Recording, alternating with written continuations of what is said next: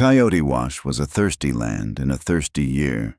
The sun of 1878 baked the New Mexico territory down to its bones, and the bones were chalky white. The creek bed that gave the valley its name was just a scar of cracked mud and bleached stones. Ranchers were selling off cattle for pennies on the dollar, and the homesteaders who had come with dreams of wheat and corn were watching those dreams turn to brown powder and blow away on the wind. June Calloway knew the sound of that wind. It was the only voice she heard most days, a long, low moan that scraped at the shingles of her small farmhouse and piled fine red dust against her door. At 27, June was a widow. Her husband, Thomas, had left her with this patch of dry land and one other thing, the only thing that truly mattered. Thomas had not dug the well. It was old, stone-lined, and deep, tapping a secret vein of water the parched earth above knew nothing about, while her neighbors' wells coughed up mud. June's gave forth water that was cold, clear, and constant. It made her small farm possible. It made her life possible. It also made her a target. She stood by the well now, the wooden bucket dripping cool diamonds onto the hot planks of the well house floor. She was not a large woman, but she was sturdy, built of the same practical resilience as the juniper trees that clung to the hillsides. Her brown hair was pulled back so tightly it made her face look stark, all high cheekbones and a wide, firm mouth. Her eyes, the color of dusty sage, missed nothing. They were watching the road. A rider was coming. Just one, which meant it was not a posse, but it was coming with the steady, unhurried purpose of the law. June sighed, wiping her damp palms on her canvas skirt. She already knew who it was. She looped the rope, set the bucket down in the shade, and walked to her porch, waiting. Sheriff Eli Granger reined in his horse, a big roan that looked as hot and irritable as its owner. Granger was a man who believed in the importance of his own shadow. He was broad in the shoulder and thick in the middle, his face baked red by the sun and flushed purple by whiskey. He wore a silver star pinned to his vest, but everyone in the valley knew he was also the mayor, and that both of those titles meant he worked for one man, Whitlock. Whitlock was the railroad, or at least, he was the man the syndicate sent to clear the way for it, and the railroad, they said, was coming right through Coyote Wash. Eli Granger hooked a leg over his saddle horn, his eyes lingering on the dark, damp patch of ground near the well house. He took off his hat and wiped the sweatband with a dirty kerchief. "Afternoon, June," he said, his voice a gravelly rumble. "Hot one." "It is," June said. She did not offer him a drink. She did not invite him to sit. She stood on her porch, one step higher than him, and waited. "I reckon you know why I'm here," he said, stuffing the kerchief back into his pocket. Town council had another meeting. This drought is not just a problem. It is an emergency. And that railroad survey team is coming through next week. They are going to need water. Lots of it. "My water," Eli June's voice was quiet, but it carried, "You are the town council, and the mayor, and the sheriff. I imagine those meetings are very efficient." Granger's face darkened. He did not like her wit. "This is not a joke. June, people are hauling water 20 miles from the San Juan. Your well is a community asset."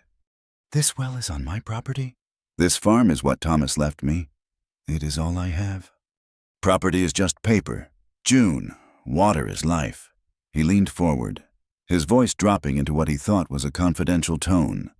"Whitlock is prepared to make you a very fair offer. The syndicate does not want trouble. They just want that right away, and they need to water their crews and their animals. You sell us the well. You walk away with more money than Thomas ever saw." "And go where? Eli, what good is money in a desert? This water is my life, not yours to sell." "Everything is for sale. June, it is just a matter of price." He swung his leg back over the horse, gathering the reins. His eyes narrowed. "You think about it. The law has ways of getting things done for the public good. We could seize it by territorial order, condemn the land for the railroad. It would be a lot less profitable for you that way. June's hands tightened into fists at her sides. Your law seems thirstier than I am. Eli, you tell Mr. Whitlock I am not interested in his offer. Not today.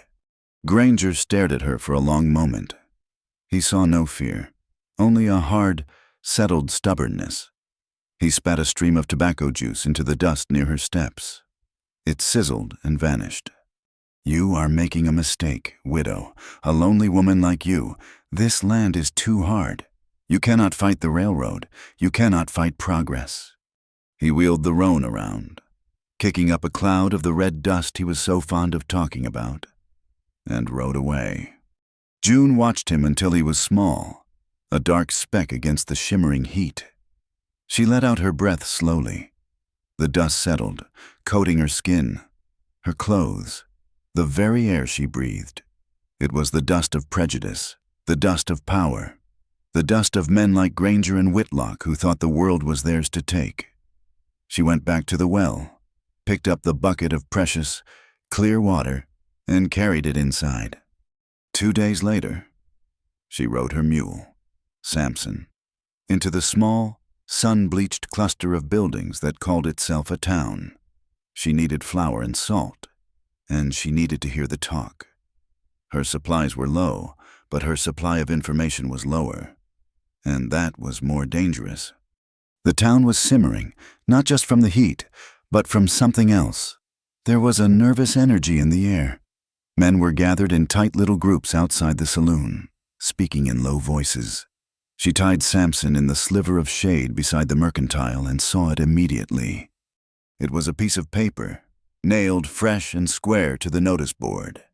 Standing out against the sun, faded advertisements for land and lost cattle. Wanted. The word was big and black. Below it was a name, Tahan, and below that, a description, Comanche renegade, known associate of hostiles, wanted for raids on survey camps and theft of livestock.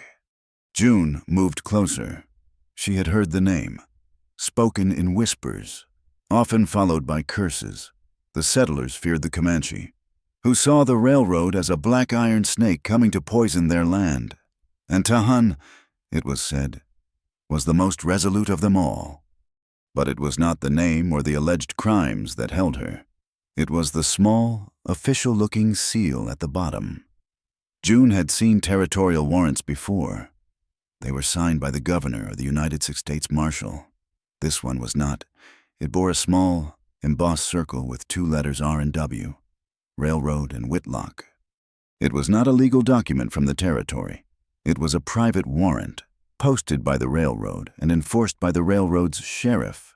It was a piece of paper, just as Eli had said, and it was a lie, dressed up as the law. She felt a cold prickle move up her spine, a feeling that had nothing to do with the heat. Granger was not just trying to take her water. He was hunting men with false paper. She bought her flour and her salt. Listening to the talk, the mercantile owner, Mr. Hemlock, was polishing glasses, his face sour. Bad business? June. Bad business, he muttered as he tied off the flour sack. That Tahan is bold, they say. Hit the survey camp clear over by Horse Creek.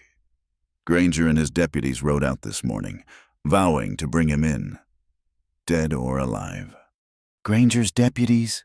June said quietly. You mean the men Whitlock pays? Mr. Hemlock looked up, his eyes wide with something like fear. He polished a glass so hard it squeaked. The railroad brings progress. June, it is best not to question it. Best to just keep your head down. My head is down, June said, lifting the heavy sack. It is my well they want to put their boot on. She left the store, the whispers of the town following her. The dust seemed thicker today, blurring the edges of everything, making it hard to see the truth. She rode Samson hard, faster than she normally would. The doubt about the wanted poster had settled in her stomach like a cold stone. Granger, empowered by Whitlock, was handing out his own justice. He had the power to name any man a renegade and hunt him down. Her farm was quiet when she returned. The sun was slanting low, painting the hills in shades of bruised purple and blood orange. The air was still, holding its breath. She unloaded the flour and salt, her movements quick, automatic. She felt watched. She unhitched Samson, slapped his rump to send him toward the small lean-to, and then turned toward the well. She needed to wash the town's dust and deceit off her skin. She was halfway there when she saw him. He was lying in the sliver of shade on the far side of the well house, almost invisible in the twilight. He was a man, and he was hurt. He was Comanche. June froze. Her first instinct was to run, to bolt the door of her cabin. This was the fear she had been taught all her life. The settlers spoke of the Comanche as ghosts, as devils. But he did not move. He was lying on his side, his body drawn up in pain. She could see the dark, wet stain on his buckskin leggings, high on the thigh. Another stain soaked his shoulder. He turned his head, and his eyes met hers. He was young, younger than her, maybe 22. His face was stark with pain and exhaustion. But it was a proud face, with a strong jaw and a straight, noble nose. His black hair was matted with sweat and dirt. But his eyes were not defeated. They were watchful, fierce, and utterly, terribly alive. He was Tahan. She knew it as surely as she knew her own name. His hand was resting on the ground, inches from a pistol. He did not reach for it. He just watched her. June looked from him to the pistol, then back to his face. She thought of the poster in town. She thought of the false seal. She thought of Eli Granger and his thirsty, convenient law. Then she heard it, far off, but getting closer. The jingle of harnesses and the thud of many hooves. A posse. Granger was coming back. Tahan heard it too. A spasm of pain and desperate energy went through him. He tried to push himself up. His teeth gritted. But a gasp tore from his throat and he fell back, his hand clenching in the dust. June's mind, which had been frozen, suddenly broke free. She had 1,000 reasons to walk away. She had one reason to stay. She ran to him. "Can you stand?" He looked at her. His eyes narrowed in suspicion. He spoke, not in English, but in a low, guttural word she did not understand. "There is no time," she said, her voice sharp and low. "They are coming. Granger, they will kill you." She pointed to the approaching dust cloud, now visible at the end of the valley. Understanding, or perhaps just desperation, flashed in his eyes. He tried to rise again, pushing with his good leg. June grabbed him under his good arm, taking his weight. He was heavy, solid muscle and bone, and he smelled of sweat, blood, and the trail, where he whispered, the English word thick but clear. "This way! Quickly!" She did not take him to the house. The house was the first place Granger would look. She half dragged, half carried him 30 feet to the side, to a low, slanted pair of wooden doors set almost flush with the ground. Her root cellar. She wrenched open the bolted doors, revealing a set underscore of steep, dark, wooden steps leading down into the cool earth, the place she kept her potatoes and preserves, the place she would now hide a man. "Get down," she ordered. He stumbled, his wounded leg buckling. He fell onto the steps, catching himself with his good arm, and slid more than climbed into the darkness. He disappeared from the fading light. June slammed the heavy doors shut, dropped the thick wooden bar into its brackets, and kicked dust and straw over the edges to hide the seams. She turned and walked, forcing her legs not to run, back to her porch. She got there just as the riders pounded into her yard, filling the air with dust and noise and the smell of hot horses. There were 6 of them, led by Eli Granger. Their faces were hard, mean, and disappointed. June Granger shouted, not waiting for a greeting. He didn't dismount. "We tracked him this far. The Comanche. Tahan. Did you see him?" June stood on her porch, her heart hammering against her ribs so hard she was sure he could see it. She willed her face into the same mask of indifference she always wore for him. I saw you ride out this morning. Eli, she said, her voice cool. I see you ride back. That is all I have seen. Do not play games with me, woman. His trail ends here, right near your well. One of the deputies, a weasel-faced man she recognized as one of Whitlock's guards, pointed. There is blood, fresh. June looked where he pointed. A few dark droplets stained the ground near where Tahan had lain. She forced a small, tired laugh. Are you sure that is not from one of your own horses, Eli? Or maybe you finally bit your own tongue? She crossed her arms. I have been inside fixing my supper. I saw nothing. Granger's eyes swept the farm, the house, the lean-to, the well house. He was angry. He was a hunter who had lost the scent at the very end. He is here. I can smell him. All I smell is your horses, Sheriff, and you are kicking up dust on my porch.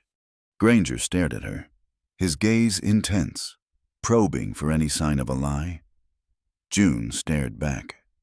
She thought of the man in the dark, bleeding beneath her feet. She thought of the fake wanted poster. She thought of her well, her life, and the iron snake that was coming to devour it all. You search the house. Granger snapped to two of his men. They dismounted and shoved past her, their boots heavy on her clean floor. June did not flinch. Help yourselves. I hope you find what you are looking for. She stayed on the porch, her eyes locked with Granger's. The sheriff's gaze drifted from the house to the well house, and then, for a long, terrible moment, it rested on the flat, straw-dusted doors of the root cellar. June's heart stopped. He looked at the cellar. He looked at her. He saw a woman alone, her face hard in the twilight, her arms crossed, looking for all the world like she was daring him to trespass further. He saw a poor, stubborn widow on a dry farm. He did not see a savior. He did not see a rebel. He saw what he wanted to see. The two deputies came back out, shaking their heads. Nothing, Sheriff, just flour and beans. Place is clean. Granger grunted, his frustration a sour smell. He must have cut through. Headed for the rocks, he wheeled his horse, the animal dancing nervously. He is wounded. He will not get far. We will pick up his trail in the morning. He looked down at June one last time. You remember what I said about that well? June, you cannot fight progress, and you had better not be lying to me. It is a crime to aid a wanted man. Is he wanted by the territory? Eli, June asked, her voice soft. Or just by the railroad? Granger's face went utterly still. The flush of anger drained away, leaving something colder. You are a fool. June Calloway. He spurred his horse and led his men away, a noisy, angry cloud of dust disappearing into the night. June waited until the sound of the last hoofbeat was gone, swallowed by the wind. She waited until her hands stopped shaking. She sank onto the porch step, the wood cool against her trembling legs. The farm was silent again, but it was a new kind of silence. It was a silence that held a secret, a silence that was alive. She had done it. She had chosen.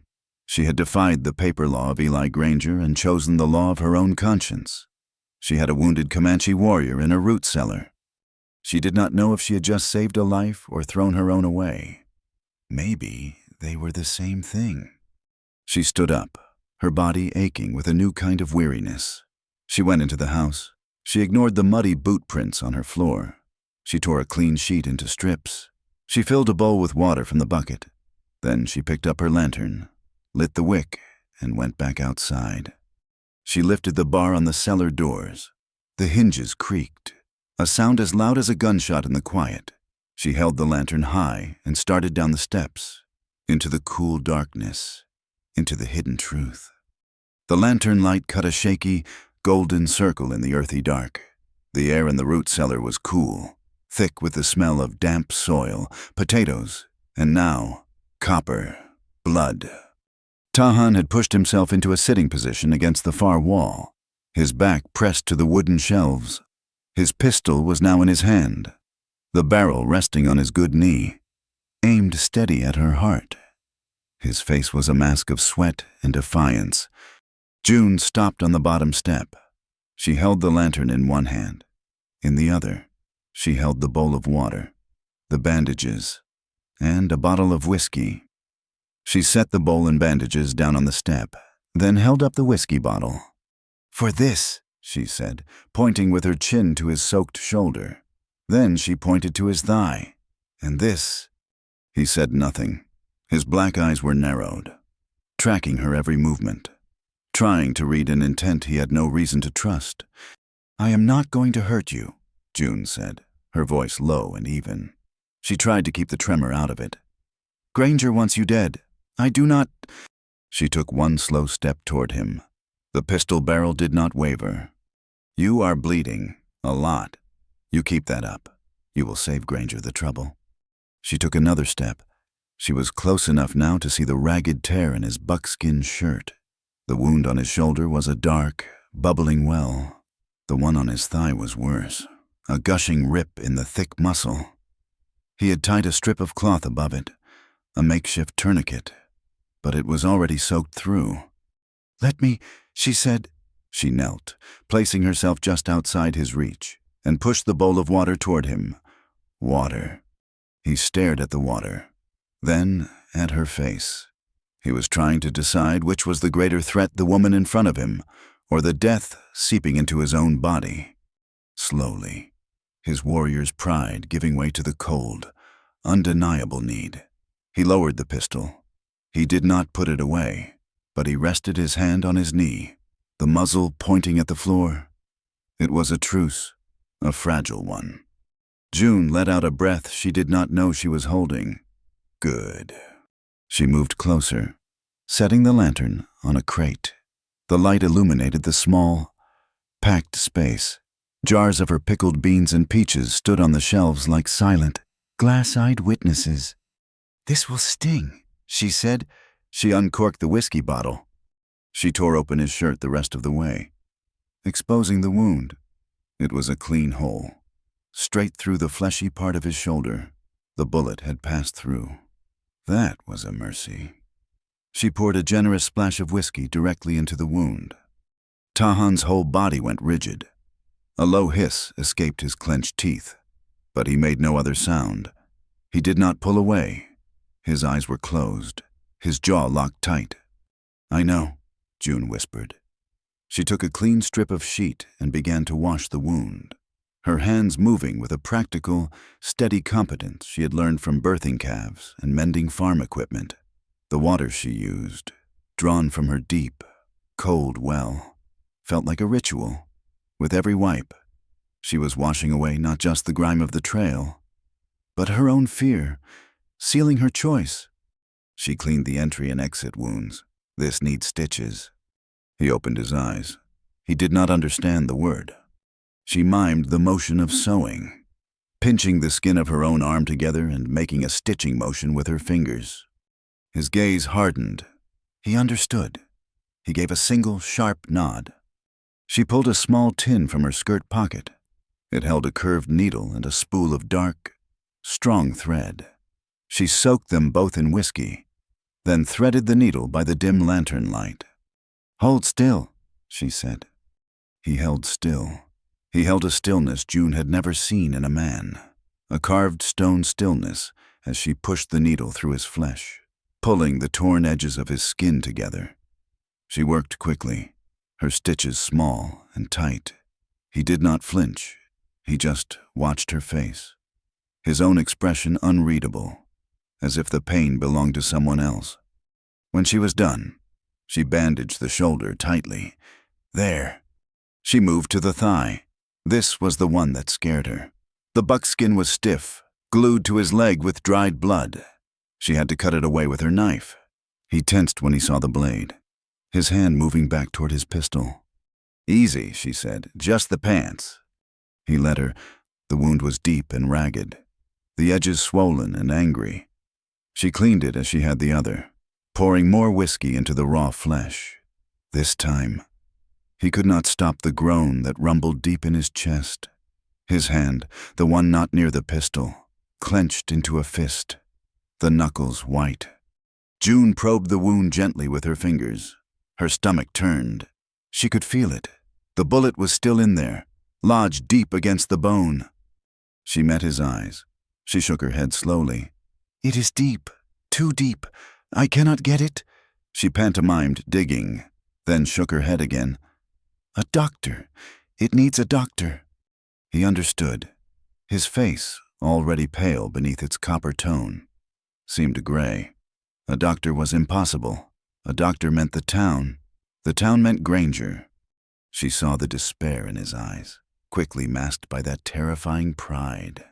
"I will clean it," she said, her voice softer. "I will bind it. But it is going to get sick.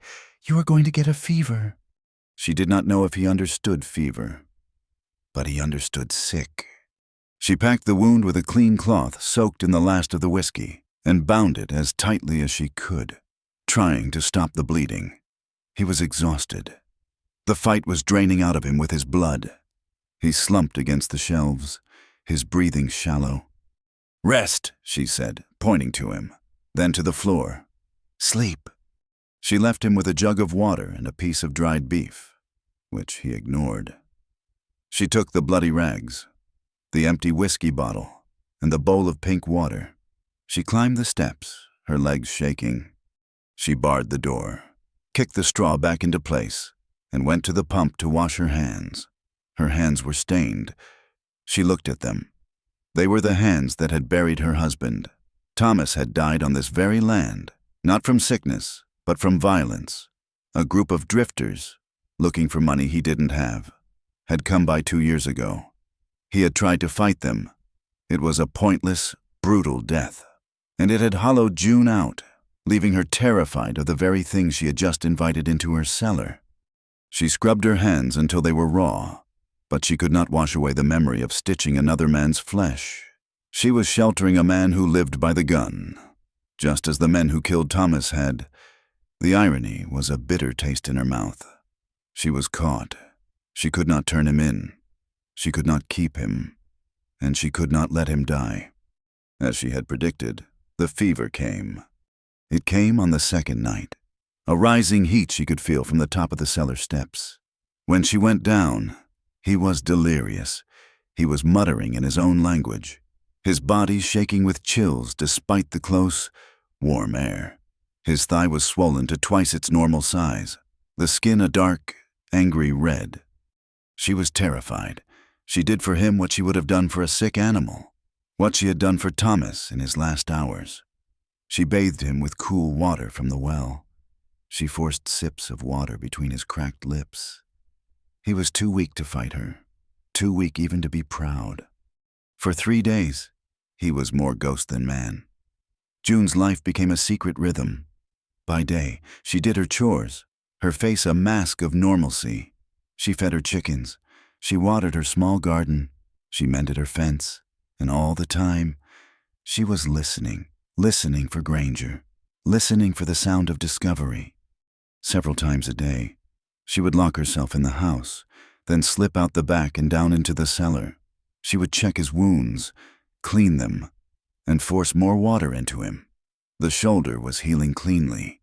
The thigh was a festering nightmare. She did not know what else to do. She talked to him, her voice a low murmur in the dark.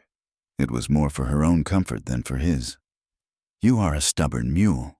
You know that dying in my cellar. That is just plain rude. You cannot die. I will not let you. Granger would find you, and he would say I did it." She pointed to things.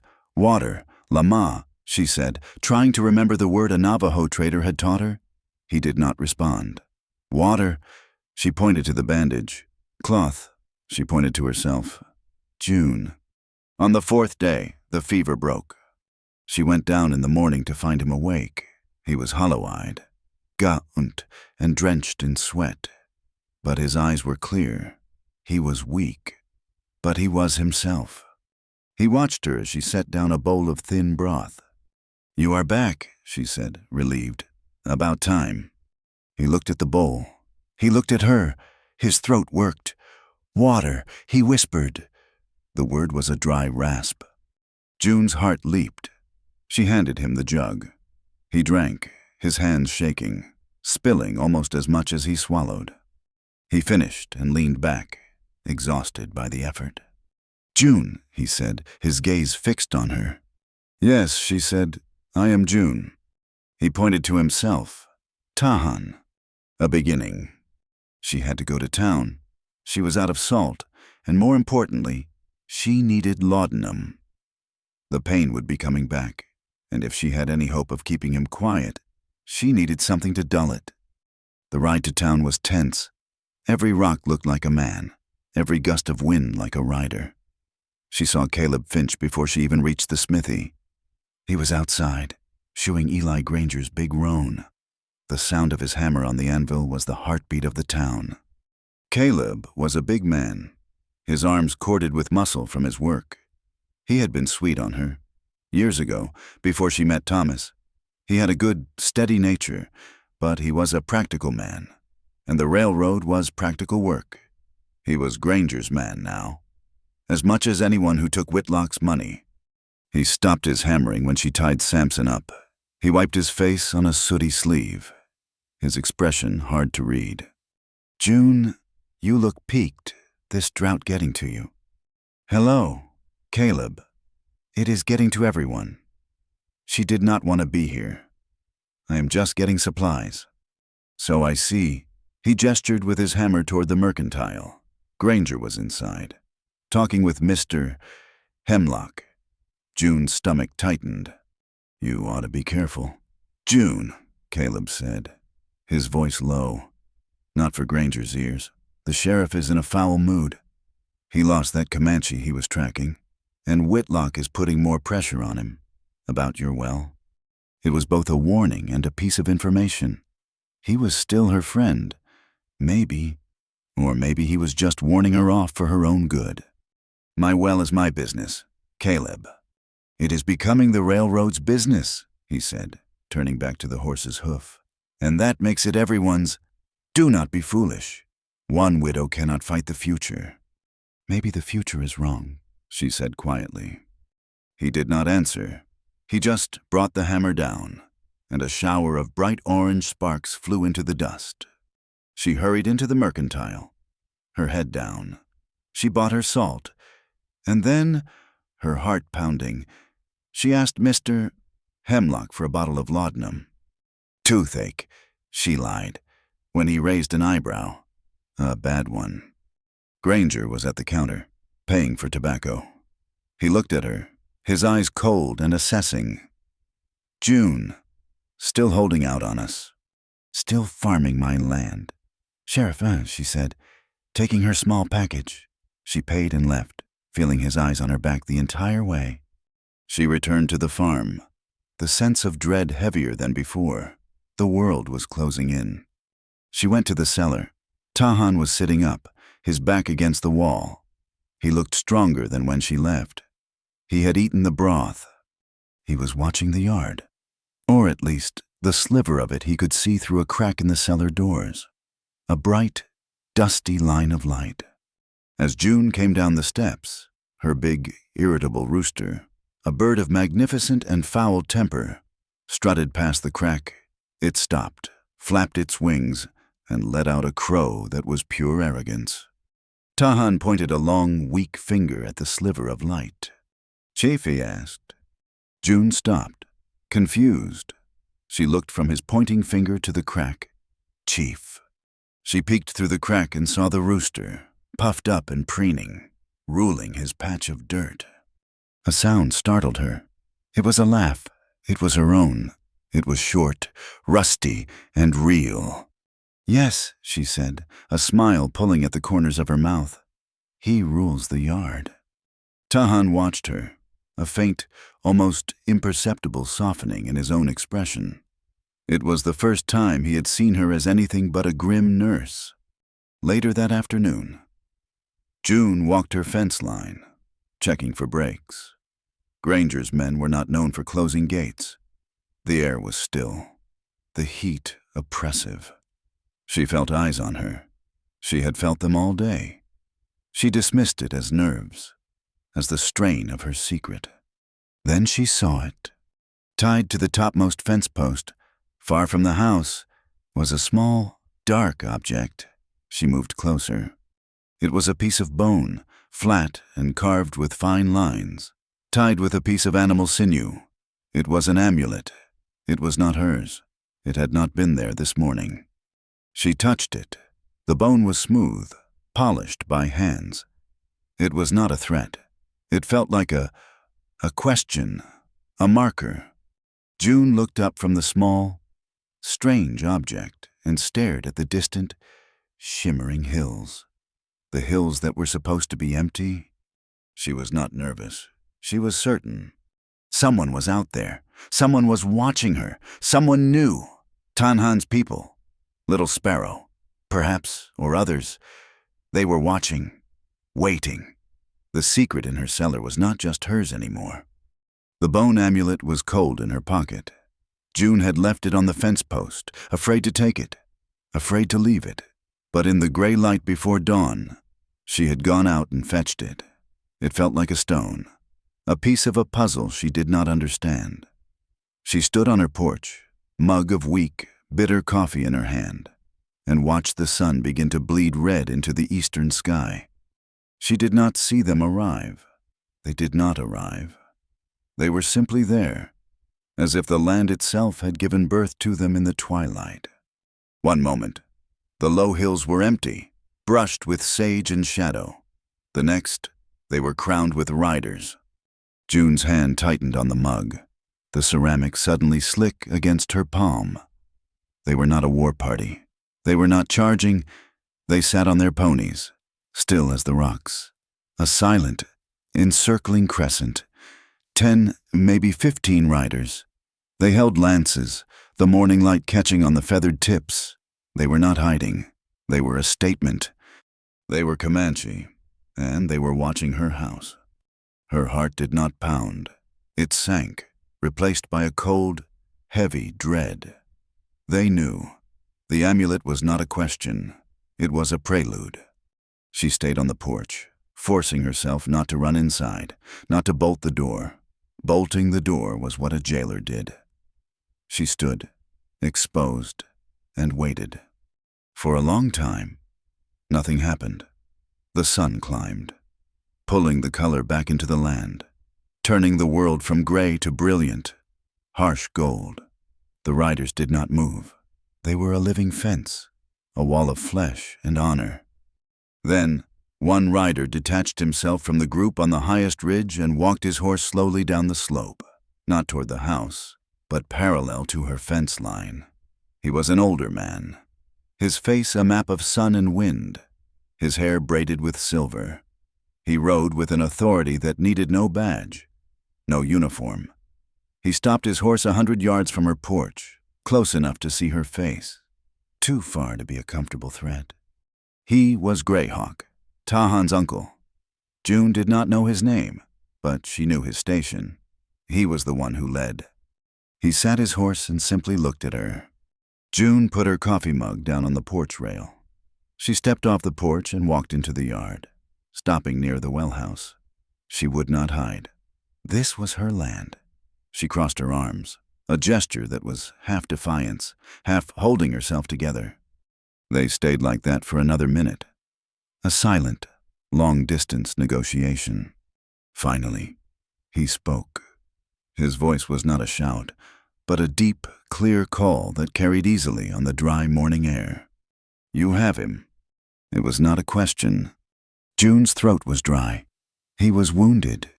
He would have died. He is Comanche, the rider called back.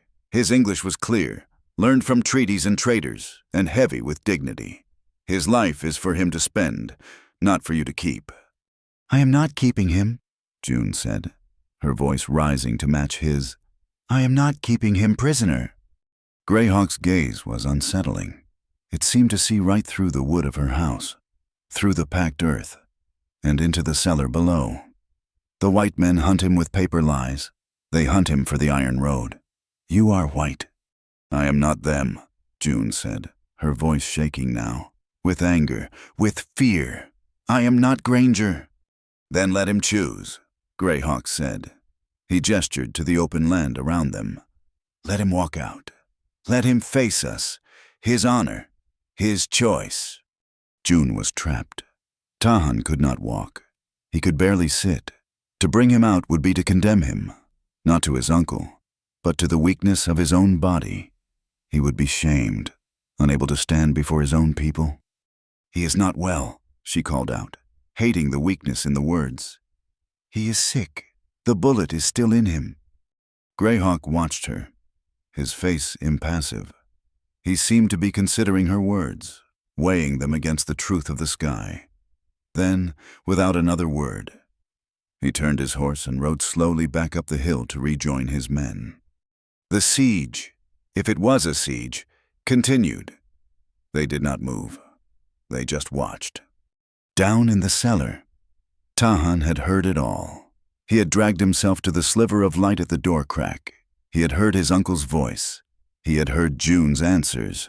He had heard her say, I am not keeping him prisoner. He had heard her say, he is sick. She had not lied, but she had not given him up. She had not used him as a bargaining chip, had not screamed for help from her own kind. She was standing between them all. He pressed his hot forehead against the cool, damp wood, his body weak, his mind clear and sharp. His life was in the hands of this strange, hard woman. The morning dragged on. June went about her chores, her movements stiff, her senses stretched thin. She fed her chickens, her hands shaking, spilling the grain. She pumped water, and she kept her chimney smoking. She built up the fire in her stove, feeding it juniper, making sure a steady, pale plume rose into the sky. It was a sign, a signal to anyone watching, to the men on the hill, that life was proceeding, that the house was not empty, that she had not abandoned her post, or her guest. Around 10 ohm, another rider approached. This one was familiar. A rickety buckboard pulled by a mule that was even older and more stubborn than her own Samson. It was old Ben. Ben was, by his own account, older than dirt and twice as grumpy. He had been a prospector, a trapper, and, for a time, the best well digger in the territory. He had dug Thomas's first, failed well. He lived on a small pension in town, emerging mostly to complain about the heat, the government, and the quality of the whiskey. He was, June suspected, the only person in town who was not afraid of Whitlock, Granger, or God. In that order. He pulled his mule to a stop near her porch, his watery blue eyes squinting at the silent figures on the hills. Well now, June, he cackled, his voice like gravel in a tin bucket. Looks like you are having a party. Did not send me an invitation. Ben, you should not be here, June said, walking over to his wagon. Pa, a man cannot visit his friends. Besides, I heard you had some visitors. Town is buzzing like a kicked hive. He looked from the Comanche to her, his gaze sharp. They do not look like they are here for tea. They are just waiting, June said. Waiting is a nervous sort of business. Ben spat a stream of tobacco. If they plan on waiting long, I would offer to make coffee, but I reckon they would have to bring their own beans. June could not help a small, tight smile. What is the town buzzing about? Ben's humor faded. He lowered his voice. Bad talk. June, Whitlock's men are spreading it. They are saying you are a traitor, siding with the Comanche against your own. That, this here, demonstration, is proof. He nodded at the riders. And there is new talk, a small herd of cattle, gone from the Cross Creek Ranch. They are blaming Taihan's band. Blaming this. June's blood ran cold, cattle rustling. They know he is... She stopped. They know he is the excuse they need. Ben finished for her. Whitlock is saying your well is a security risk, that the hostiles are using it, or will, that you are harboring them. He is using this... June. He is petitioning the territorial marshal to declare an emergency and seize your well. For the safety of the town. For the railroad. He is manufacturing a crisis. That he is, Ben said, his old eyes sad. That is what men like him do. They make the fire, then they sell you the water to put it out, and if you will not sell, they take it. He looked at the riders again. You are in a tight spot, girl. A real tight spot. He had no sooner spoken the words than a new dust cloud appeared on the road from town. This one was bigger, more organized. Speak of the devil, Ben muttered, and he appears with his disciples. It was Granger, with Caleb Finch and 4 other men, all carrying rifles. They rode into the yard and stopped.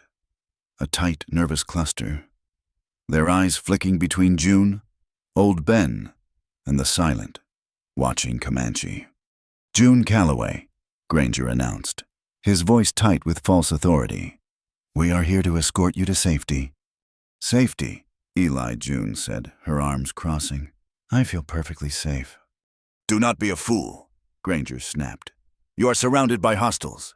The entire town is at risk. They are running off cattle, and now they are here for you. We are invoking the Emergency Act. For your own protection, you are to come with us to town. And my farm.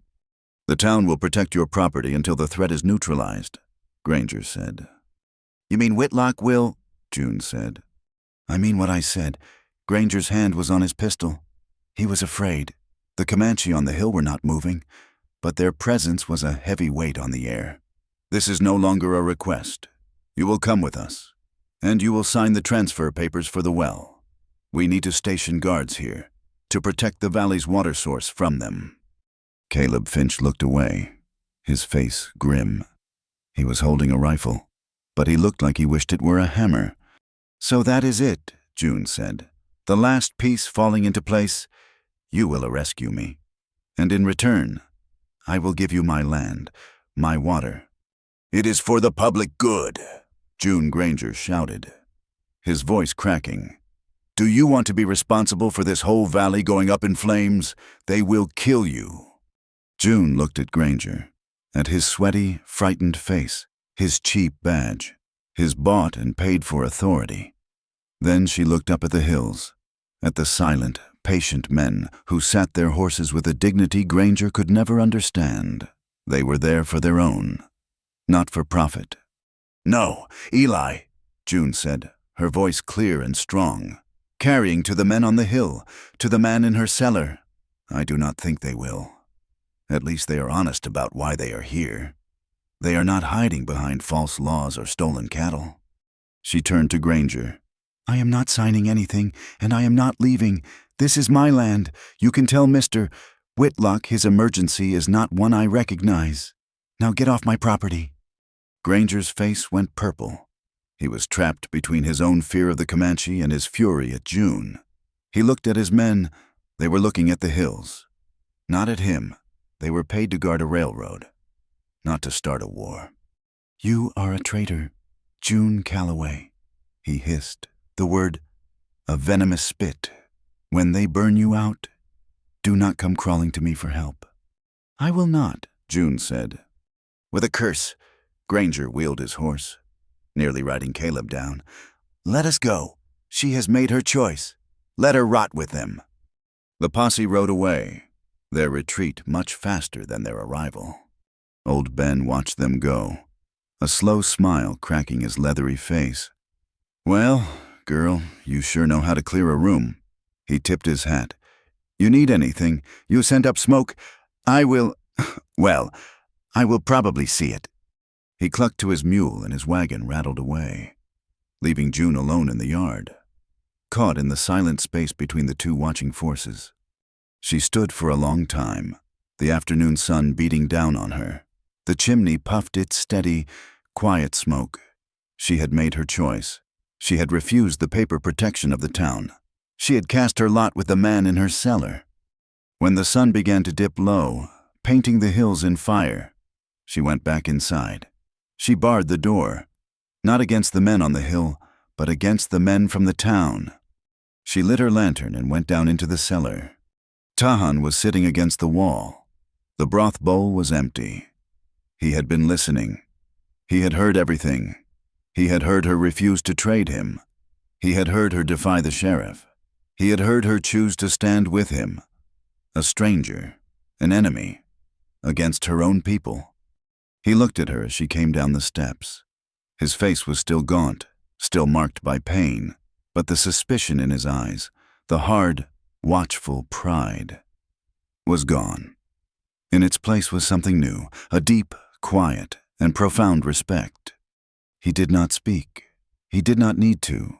He simply watched her, and for the first time she did not feel like his nurse or his jailer.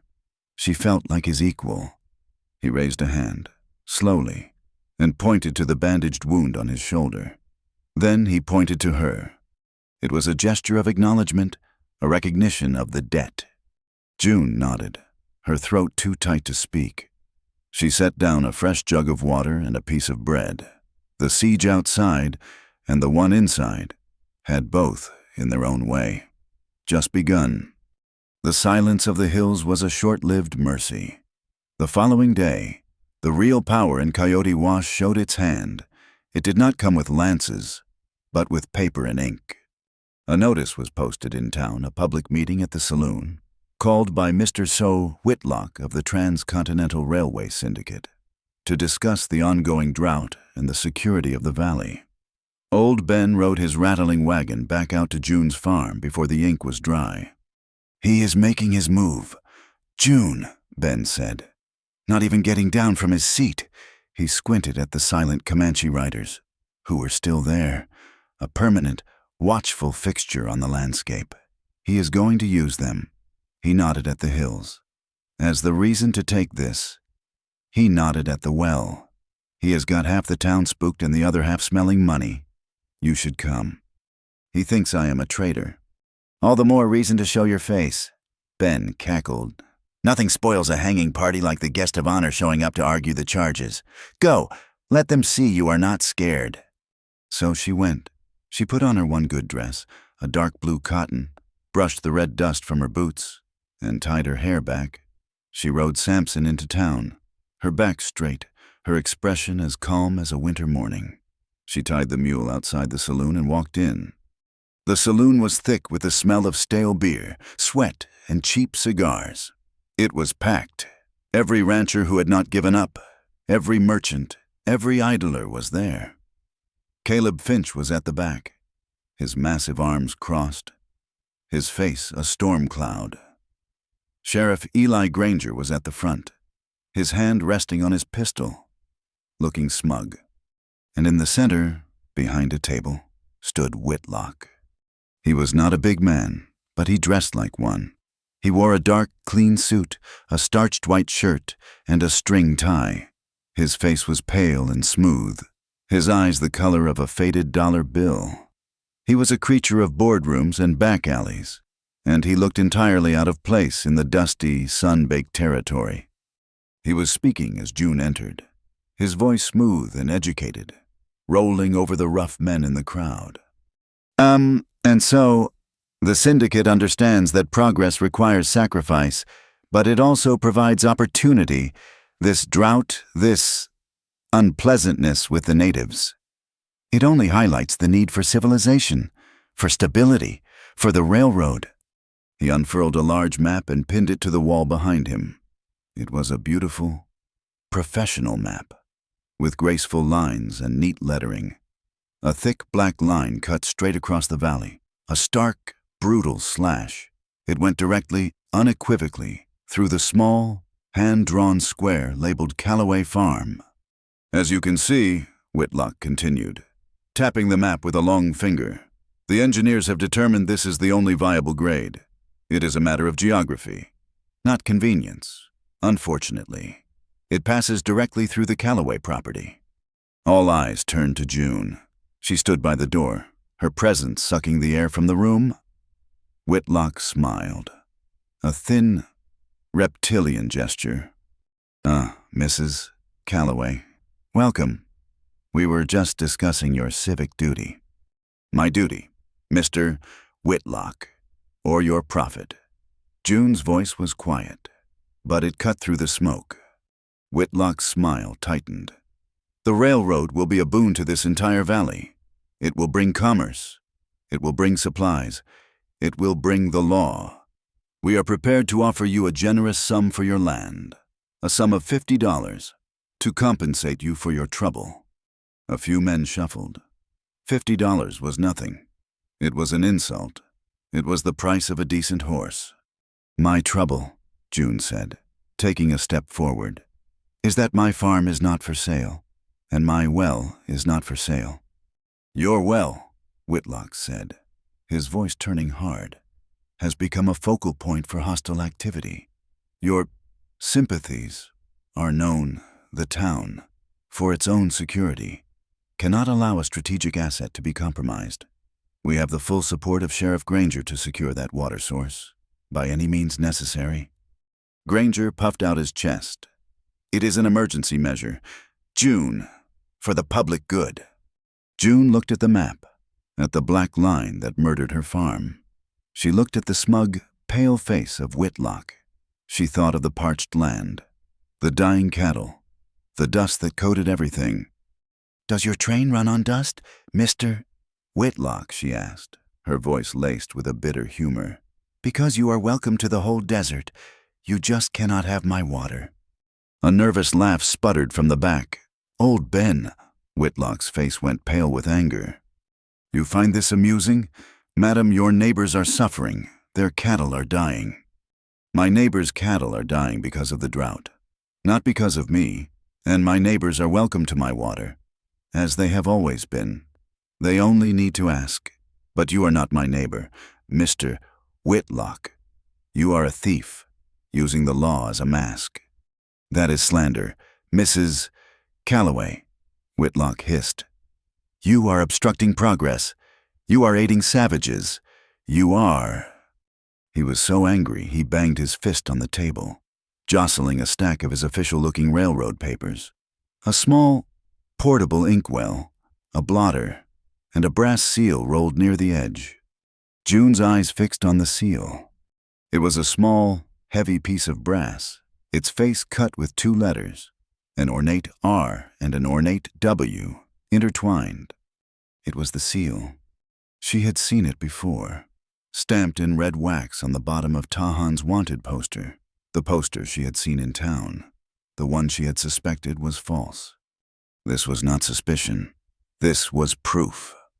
The blood drained from her face, then rushed back in a hot, clarifying wave. The wanted poster was not just unofficial. It was a private death warrant, created by this man, with his own company seal, to eliminate a Comanche who was disrupting his surveys. He had used the town's fear, used Granger's authority, to hunt a man for profit. Everything became simple. This was not about law. This was not about progress. This was about greed. From its bloody root to its parched flower. "You," June said, pointing a shaking finger at Whitlock. "You are the lawless one. You, with your paper lies and your fake warrants." Whitlock's face went still. He knew what she meant. He smoothly covered the brass seal with his hand. "Sheriff," Whitlock said, his voice like ice, "this woman is hysterical. She is a danger to the public. I demand you take action." Granger stepped forward. "June, you are coming with me. We will hold you in the town jail for your own protection." "No." The word came from the back of the room. Caleb Finch stepped away from the wall. He was not looking at Granger. He was looking at June, his face a torment of conflicting loyalties. "No," he said again. "This is not right. Eli, you cannot just arrest a woman for protecting her own land. This is not what we do." "You stay out of this." "Finch," Granger snarled. "Or are you a traitor, too?" "I am a blacksmith," Caleb said, his voice a low rumble. "I am not a thief for the railroad." "She is not going to jail." The room was a powder keg. The ranchers, who disliked Granger and hated the railroad's arrogance but feared the Comanche, were caught in the middle. They looked at each other, not at their leaders. Whitlock saw he was losing the room. He raised his hands, his smile returning, slick and false. "Enough, enough. This is a civil matter, not one for threats. Mrs. Calloway, my offer stands $50. Think on it. But know this, the railroad will come through. It is inevitable. You can stand with progress, or you can be buried by it. He calmly gathered his papers, his map, and his brass seal. He nodded to Granger, and the two of them walked out of the saloon, leaving a thick, poisoned silence behind them.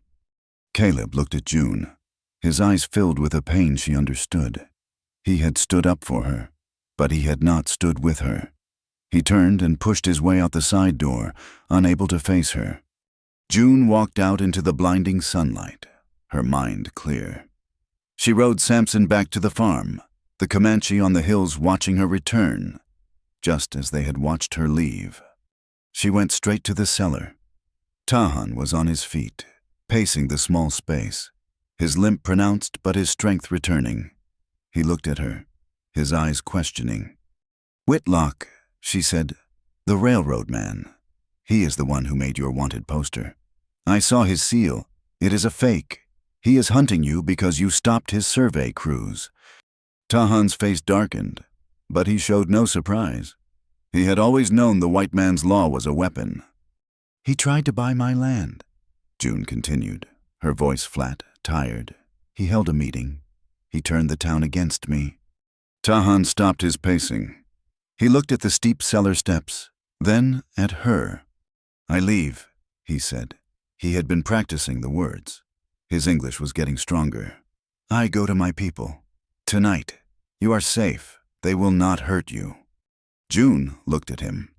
At this man she had saved, who was now offering to save her. He was giving her an escape. If he left, the Comanche on the hills would leave. The town's excuse would vanish. "And the well?" June asked. "The well. If you leave, Whitlock still comes. He still has the map. He still has Granger. He will still take the well. He will just call me a crazy widow instead of a traitor. The end is the same. He wins." Tahan was silent. He understood. This fight was no longer just about him. It had started with him, but it was about the land, about the water, about the iron snake that wanted to drink it. "I do not leave," he said, his voice firm. He sat on a crate, his face set. "This man, Whitlock, he is my enemy. Now, he is your enemy. I do not leave." He touched the stone wall of the cellar. "The earth that held the well, this is good water. We fight." June looked at him, the young warrior, wounded, hunted, with every reason to save himself. He was choosing to stay. He was choosing to protect her, to protect the land. The fear she had lived with for days was suddenly replaced by a cold, hard resolve. She was not a widow alone on a farm. She was a woman with an ally. The attack came that night. She had known it would. Whitlock could not afford to lose. The moon was a thin sliver, offering little light. The Comanche on the hills were hidden by the darkness, but June knew they were there. Tahan was not in the cellar. He was in the house, in the dark, watching from her front window, his pistol in his hand. He had insisted, "I fight here, not in a hole." They heard the horses first, the sound of shod hooves walking carefully, trying to be quiet. "Granger?" Tahan whispered. June peeked through the curtain. She could make out 5, maybe 6 riders, dark shapes against the lighter dust. They stopped at her fence line. "They are going to try and set fire to the well house," June whispered, her heart cold. "Or the house." "No, not yet." Tahan pointed. "One man. He comes on foot." One man had dismounted and was moving toward the house, keeping low.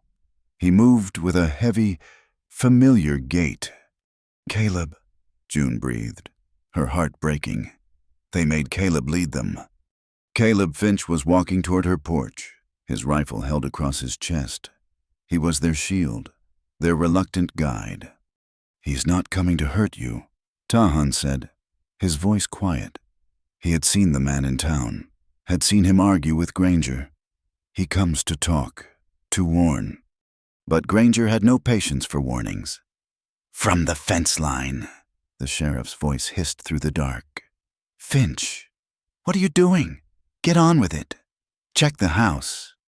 Caleb stopped in the middle of the yard. He was caught. Tahan lifted his pistol. June put her hand on his arm. No, not him. Caleb turned, his large form a silhouette of misery. Eli, this is wrong. She is in there. Let me talk to her. Talk is over, Granger shouted, his fear making him reckless. He raised his own rifle and fired a shot into the air. Come out, June, or we burn you out. The gunshot was the stupidest thing he could have done. It was the signal. From the hills, a single, pure, high note rose into the night. A war cry. It was not one voice. It was a dozen, rising from all sides. A chorus of ghosts. Granger's deputized men panicked. They were not soldiers. They were ranchers and shopkeepers, terrified of the dark and the men in it. It is an ambush, one of them screamed, wheeling his horse. A single arrow, its origins invisible, hissed out of the darkness and thudded into the gatepost near Granger's head. It quivered, a long, feathered snake in the moonlight. That was all it took. Granger fired his rifle wildly into the hills. His men did the same, wasting bullets on shadows. Retreat back to town, Granger bellowed, his voice cracking in terror. They galloped away in a cloud of dust and cowardice, a chaotic, frightened mob. In the middle of the yard, Caleb Finch stood alone, his rifle pointing at the ground. He had not fired a shot. He looked at the dark house, where he knew June was watching. He looked at the arrow in the gatepost. He looked at the disappearing riders. He was a man cut in half, with a strangled sound. He turned and ran. Not after Granger, but toward his own smithy, his own life, leaving June behind. The house was silent. The cries from the hills had stopped. Tahan let out his breath. He lowered his pistol. He looked at June in the dimness. They will come back, June said, her voice shaking. Yes, Tahan said, but they will not come back tonight. He moved to the open door, looking out at the hills. My people, they helped. They helped us both, June said. She stood beside him, no longer afraid of the darkness, or the men in it. The line had been crossed.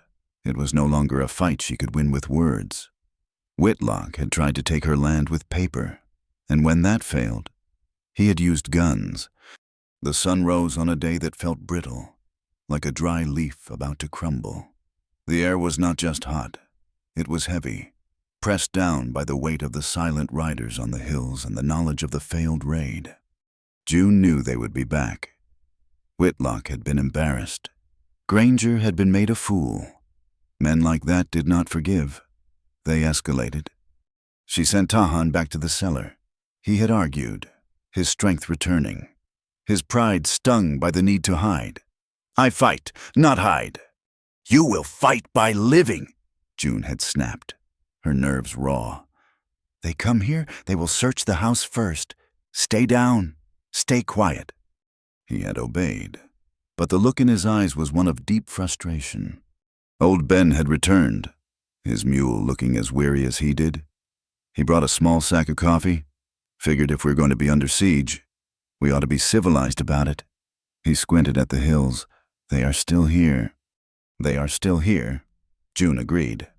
And Granger is coming, Ben said, pulling the sack from his wagon. Saw them gathering at the saloon. Not the same bunch of frightened clerks as last night. This group looked harder, meaner. June's stomach went cold. She had seen one of them in town, a man who had arrived with Whitlock but did not dress like him. He was tall, thin as a rail, and wore a long, dark coat despite the heat. He never spoke. He just watched, his eyes flat and pale as a snake's belly. His name, she'd heard Hemlock whisper, was Kane Mercer, a man who solved problems for the railroad. They came just before noon, when the heat was at its worst, shimmering off the baked earth. It was Granger, with Caleb Finch riding reluctantly beside him, and 10 other men. Kane Mercer was among them, his long coat unbuttoned, his pistol holsters tied down to his thighs. He rode at the back, separate, an observer. They did not stop at the fence. They rode straight into her yard. A clatter of hooves and jingling spurs, and formed a line facing the house, their rifles held across their saddles. On the hills, Greyhawk's men saw the movement. They did not stay on the ridges. They began a slow, deliberate descent, walking their ponies down the slopes, not in a charge, but in a closing, defensive crescent. They stopped at the far edge of the dry creek bed. Coyote Wash, 100 yards from Granger's men. 2 lines, drawn in the dust. June Calloway Granger shouted, his voice high and strained. He was performing for Mercer. By the authority of the New Mexico Territory, I am here to secure this well for the public good. We are taking possession of this property. You are a thief, Eli June shouted back from her porch. Old Ben stood beside her, his hands shoved in his pockets. Last chance. Woman, step aside. Granger unhooked the rifle from his saddle. You tell Whitlock to come himself, June yelled. Instead of sending his dogs. It happened too fast.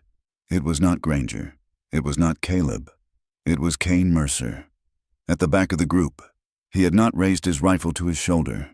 He fired it from his hip, a casual, almost lazy motion. The shot was deafening in the silence. It was not aimed at June. It was aimed at the Comanche line. A young warrior, no older than Tahan, slumped forward on his horse, a dark stain spreading on his chest. A cry of rage and grief went up from Greyhawk's men. But they did not charge. They were disciplined. 2 riders grabbed the wounded man's pony, dragging him back, away from the line of fire, pulling him into the shelter of a small, rocky outcropping in the high bank of the dry wash. They did not fire back. They had been goaded, and they knew it. They took their defensive position, their honor demanding they not be the first to start a war.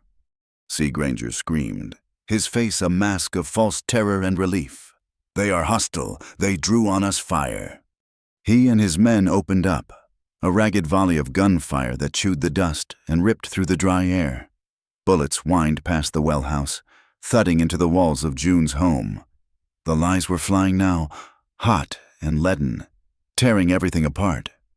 From the cellar, Tahan heard the shot. He heard the volley. He heard the whistle of bullets.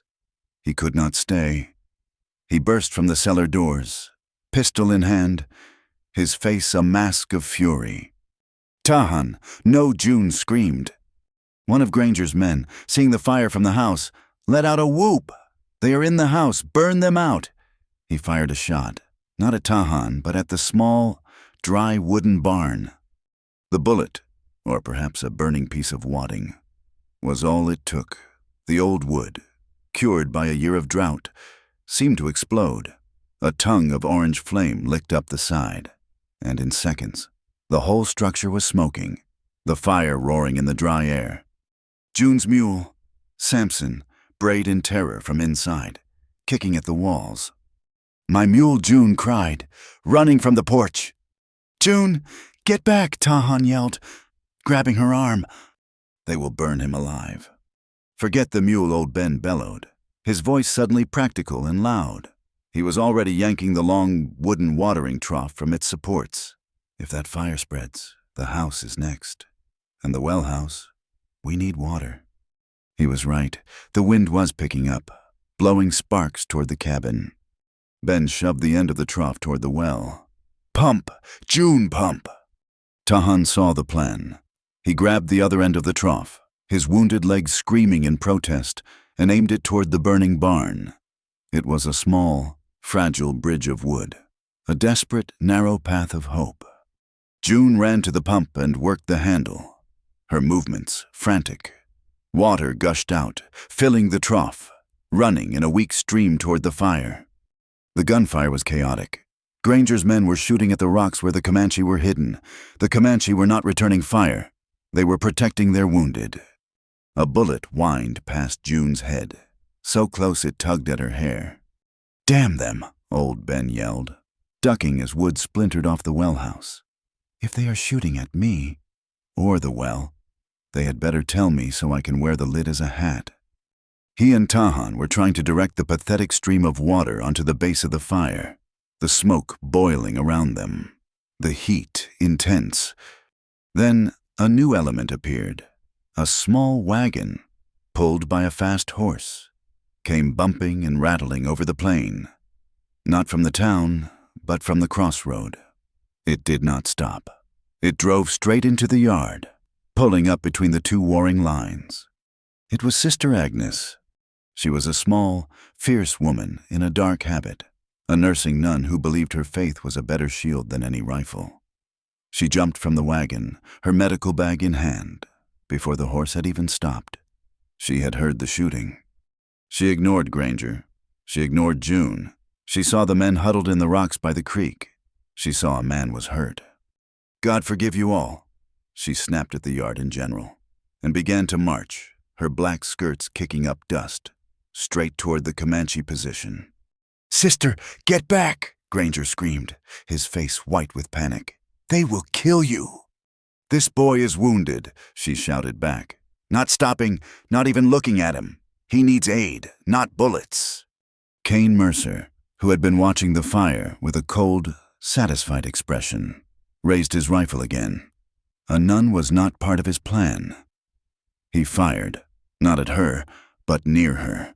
A warning shot that kicked up dirt at her feet. She did not even pause. Caleb Finch, who had been sitting his horse, frozen, his rifle unfired, saw it. He saw Mercer's casual cruelty. He saw the woman's impossible bravery. It broke him. "No," he roared. He spurred his horse forward, galloping in front of Sister Agnes, placing his own large body between her and Mercer. A second shot from Mercer's rifle rang out, striking Caleb's saddle horn with a sharp, metallic ping. Caleb wheeled his horse, his face a mask of pure rage. And for the first time, he was not a blacksmith. He was a warrior. He unslung his rifle, not at the Comanche, but at Kane Mercer. "You shoot at her again," Caleb bellowed, his voice shaking the valley. "And I will send you to hell, railroad man or not." The confrontation was so stark, so sudden, that the shooting stopped. Granger's men stared, their rifles lowered. Mercer looked at Caleb. His snake eyes narrowed, assessing this new, unexpected threat. In that sudden, stunned silence, the only sounds were the crackle of the fire and June's frantic pumping. Tahan was trying to haul a bucket of water to a patch of burning grass that threatened to cut them off. The dry bed of Coyote Wash was between him and the flames. He stumbled down the bank, his wounded leg giving way. June saw him fall. She left the pump and ran to him, sliding down the dusty bank. The fire was roaring, the smoke stinging her eyes. Tahan was on one knee, trying to rise. June grabbed his arm, pulling him up. He leaned on her, and for the first time, it was not as a patient. He grabbed her hand, lacing his fingers with hers, and together, they scrambled up the far bank. A team, partners in the same desperate fight. They threw the bucket on the grass, hissing steam. They stood for a moment, catching their breath, covered in soot and dust, his hand still holding hers. He was looking at her, his face grim, but his eyes were filled with a fire that had nothing to do with the burning barn. It was a look of profound, absolute connection, a look that said more than any words he knew in her language. He was with her, to the end. The fight was broken. The dynamic had shattered. Sister Agnes was kneeling beside the wounded Comanche warrior. Caleb was standing guard over them, his rifle now a clear statement, aimed at no one and everyone, Greyhawk's men. Seeing the nun had allowed her approach. Kane Mercer had seen enough. This was a mess. It was not a clean kill, not a simple seizure of property. It was a public spectacle, with a nun and the town blacksmith defying him. He was a professional. He did not get paid for stalemates. Quietly, without a word to Granger, he reined his horse back, turned, and faded away, disappearing into the heat and the dust. Granger, suddenly finding himself alone, His authority gone. His hired gun vanished. Looked at Caleb. He looked at the smoking ruin of the barn. He looked at June and Tahan, standing side by side, a united, impossible pair. This is not over, he stammered, his voice weak. This is treason. He gathered his bewildered, frightened men and retreated, a defeated rabble. The yard was a wreck. The barn was a smoking, blackened skeleton. Samson, miraculously unharmed, had been freed by old Ben and was trembling by the well. Sister Agnes had stabilized the young warrior. Greyhawk and 2 others came forward, on foot, their weapons lowered. They nodded to her. They nodded to Caleb, a look of grudging respect. Then they lifted their man and carried him back to their horses. Greyhawk looked at June, at Tahan standing beside her, their hands no longer touching but the space between them alive. He said nothing. He simply raised his hand, a sign of acknowledgement, and led his people away, back into the hills. The silence that fell was profound. In town, Kane Mercer was already at the saloon, his long coat dusted, a whiskey in his hand. It was an ambush, he said, his voice quiet, reasonable. To the pale-faced Mr. Hemlock, Comanche shot first, just rode right in on them. That Calloway woman, she sheltered them, led them right to us. Treason, plain and simple. The lie was on its way. The night was quiet, but it was not peaceful. It was the silence of a held breath, of exhaustion so deep it felt like a bruise. The fire was out, but the smell of scorched pine and wet ash hung in the air, a bitter perfume. The barn was gone, reduced to a heap of black, glowing skeletons that hissed when the wind blew. June's house was still standing, but it was scarred. Bullet holes pockmarked the front walls, dark, round mouths that spoke of the day's violence. The carriage house, where she kept her buckboard and Samson's harness, had been spared by the wind and the angle of the attack. It was the only safe, dark place left. Samson was tied to the well house, trembling but unharmed.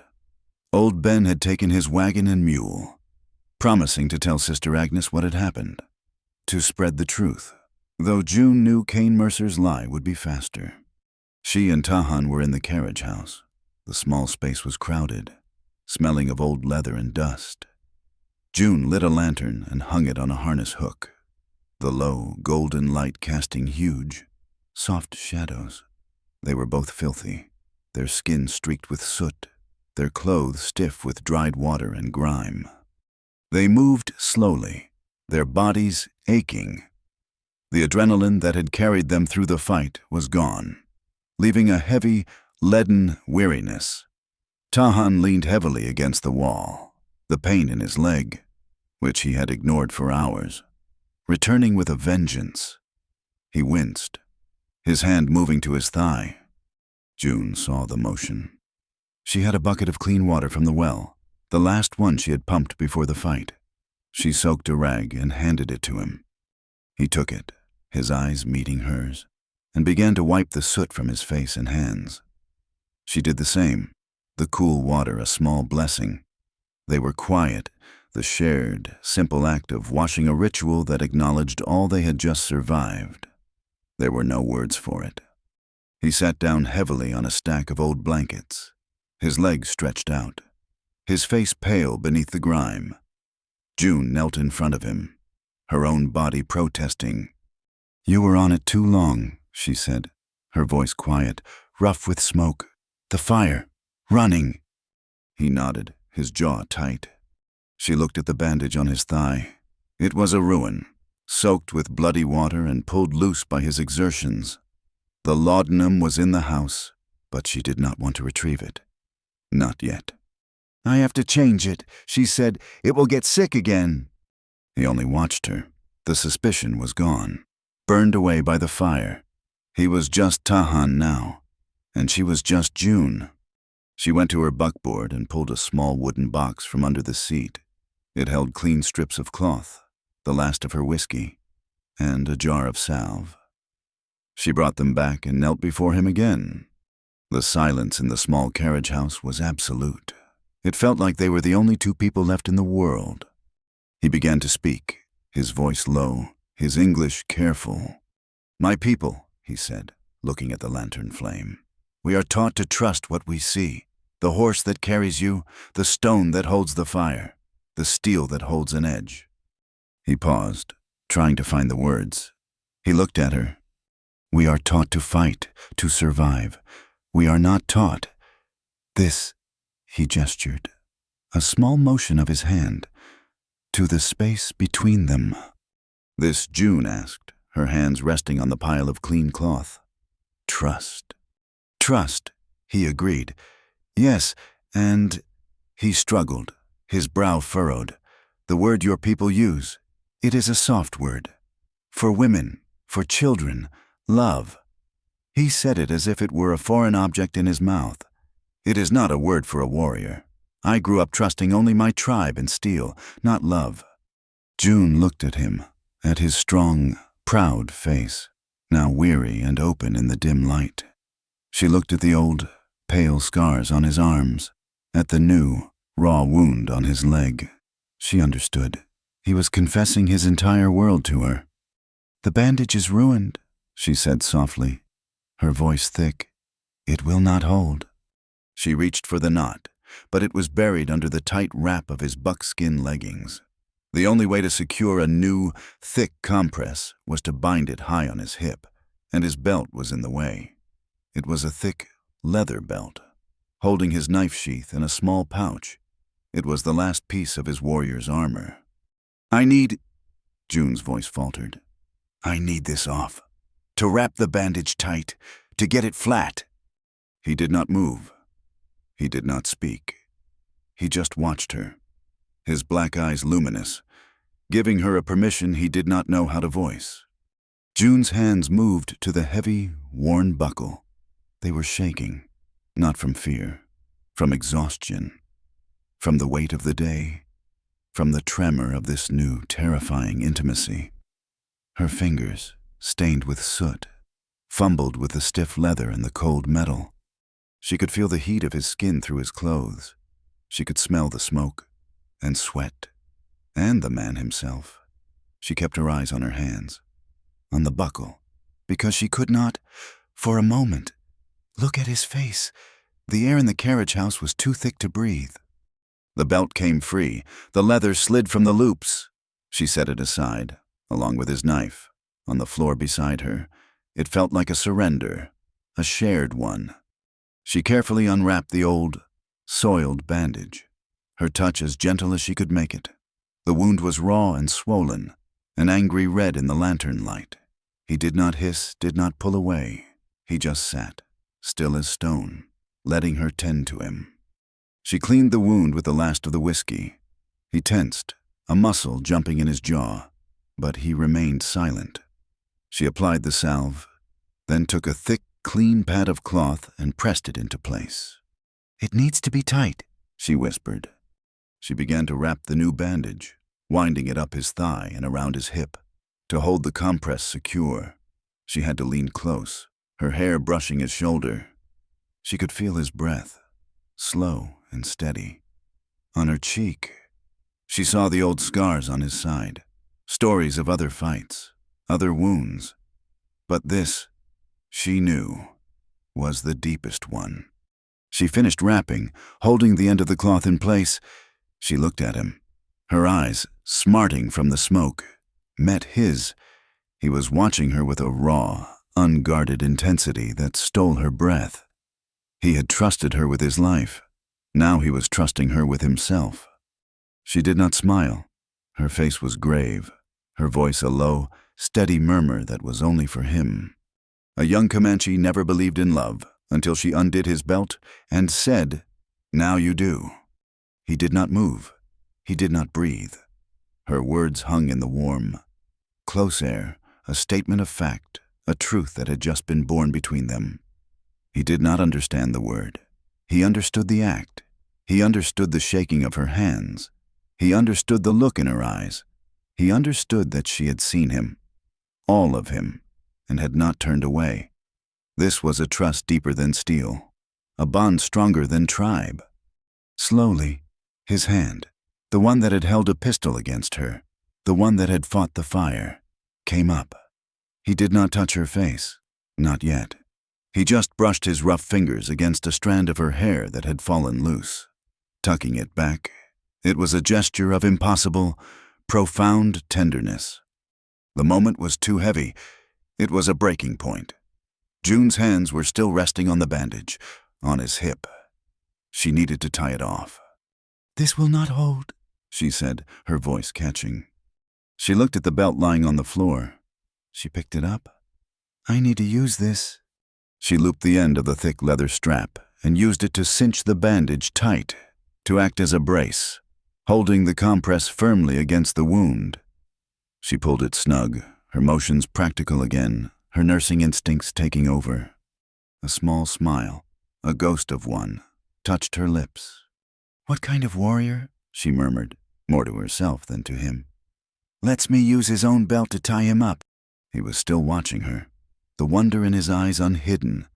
A smile answered hers. It was a small thing, a brief lifting at the corners of his mouth, but it was the first time she had seen it. It transformed his face, chasing the shadows from his eyes. He leaned his head back against the wall, his own exhaustion complete. "Tied," he whispered, his voice a low rumble, "so I do not fall from you." June's hands stilled. She let out a breath she had been holding since the first shot was fired. She sat back on her heels. The work done. The man was bandaged. The trust was sealed. She did not move away. She was too tired. She sank onto the floor, her back against the carriage house wall. A few feet from him, they sat in the warm, dusty silence. Two survivors in a small, wooden ark, the smell of smoke their only blanket. The war was not over. Whitlock would be back, but for tonight, in the quiet darkness, they were safe, they were together. The heavy, shared silence of the carriage house broke with the first light.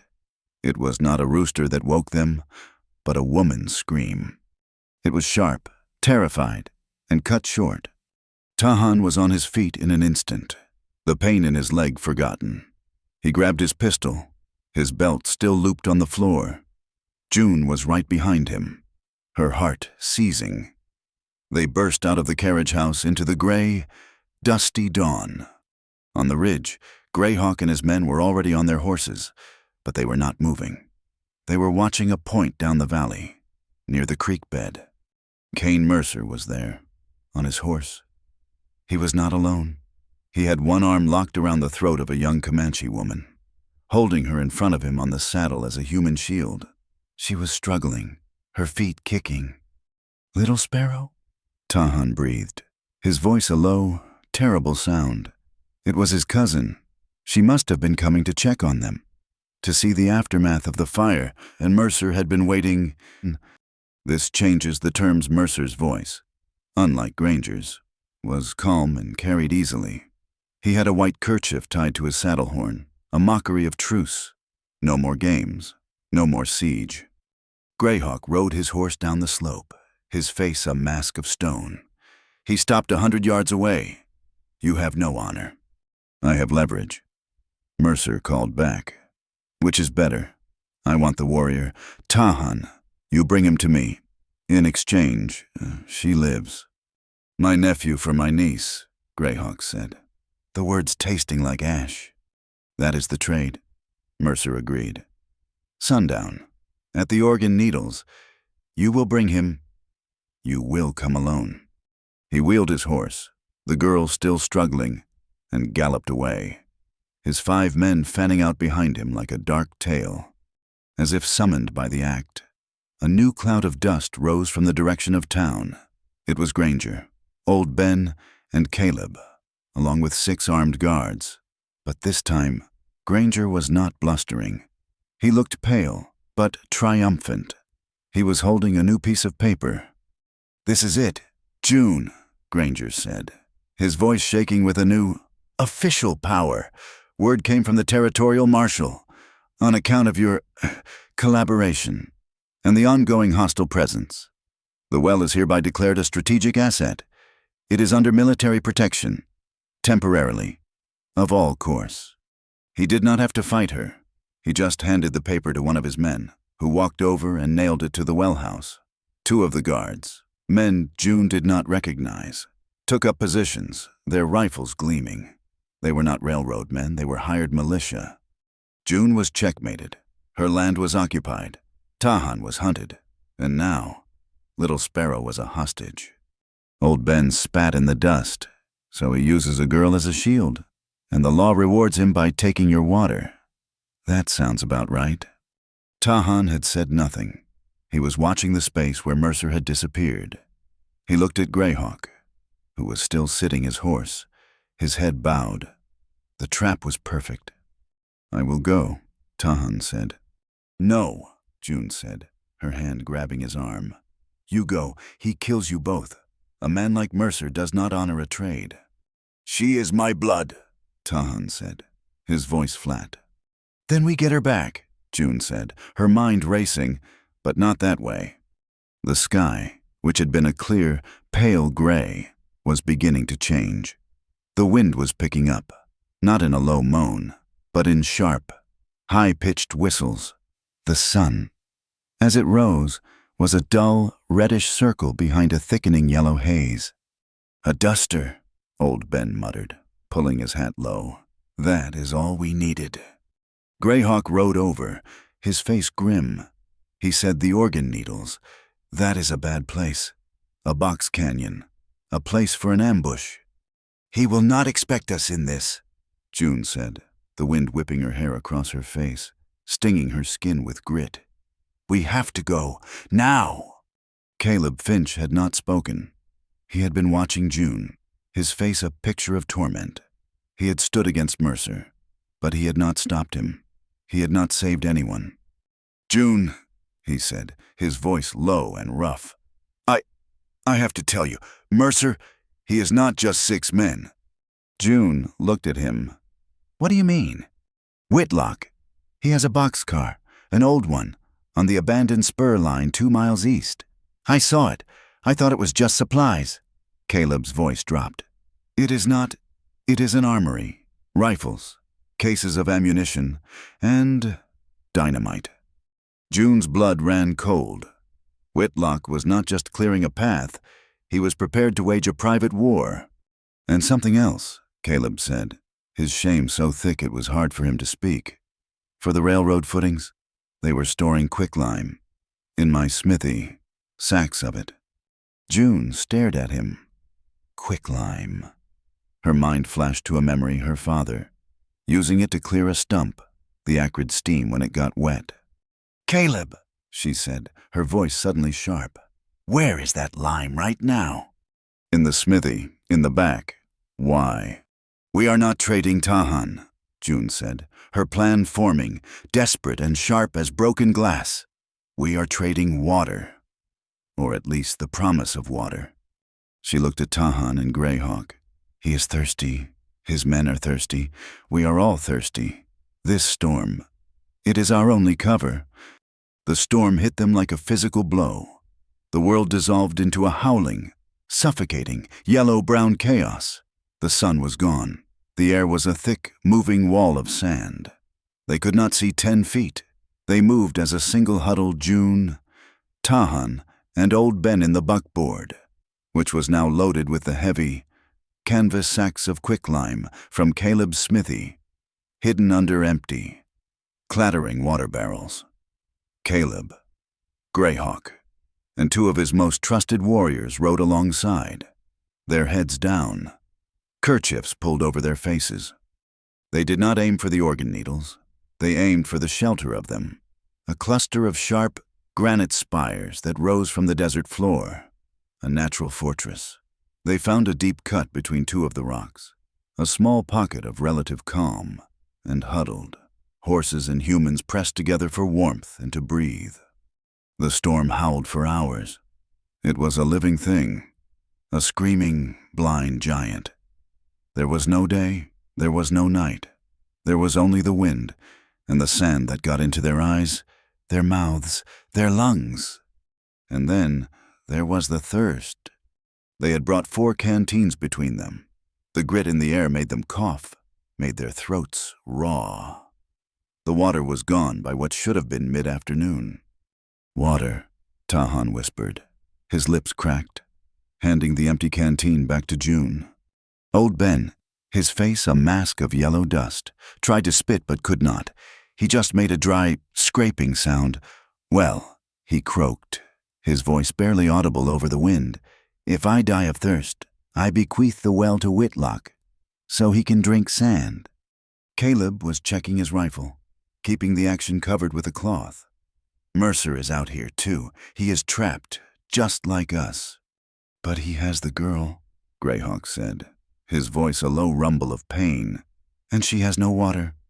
The thought hung in the air, heavier than the sand. As if summoned by their desperation, the wind began to fall. It did not stop, but the howling dropped to a manageable, screaming moan. The air began to clear, not to blue, but to a sickly, greenish-yellow twilight. They could see the outlines of the rocks, sharp and black against the moving sky. And they could hear a voice, carried on the wind. "Hawk, I know you are in here. The trade stands." It was Mercer. He was close.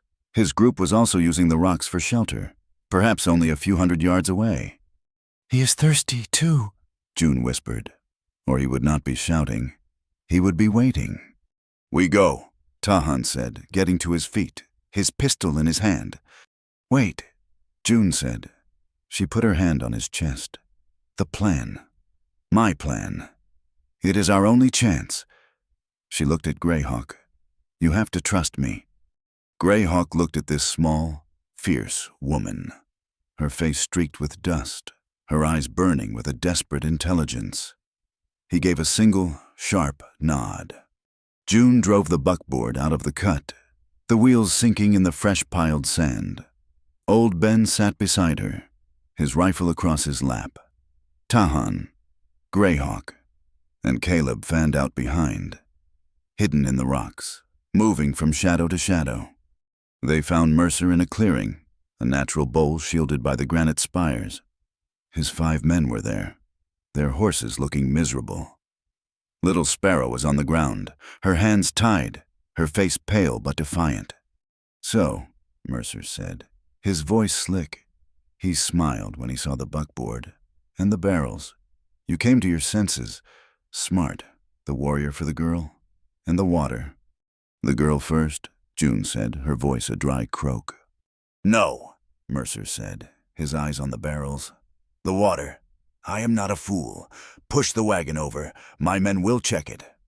"There is not much," June said, playing for time. "Just what was left, enough to drink."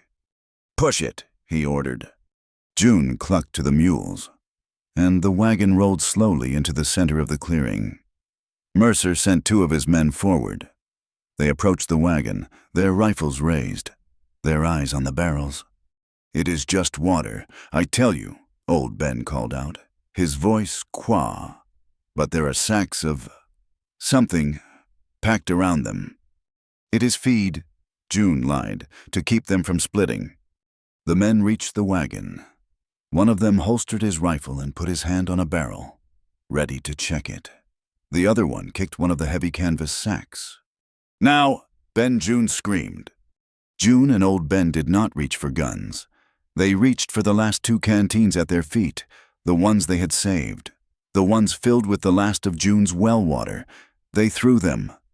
The canteens arched through the air and smashed onto the sacks of quicklime. The reaction was not a bang, it was a roar. A violent, volcanic hissing as the water hit the volatile lime. The lime flash boiled the water, and in a split second, the entire wagon erupted. A massive, thick, choking cloud of white steam and caustic dust filled the clearing, boiling outward, swallowing everything. It was not just smoke, it was a chemical cloud, blinding and searing. Mercer's men screamed as the hot, burning steam hit their faces. They were blinded. They fired their rifles wildly into the white nothingness. "Go," June yelled. This was the moment. Tahan did not run toward Mercer. He ran toward Little Sparrow. He moved through the stinging, chaotic smoke like a ghost, his knife in his hand. He cut her bonds, pulling her to her feet, shoving her back toward the rocks. Greyhawk and his warriors were not aiming to kill. They were aiming to confuse.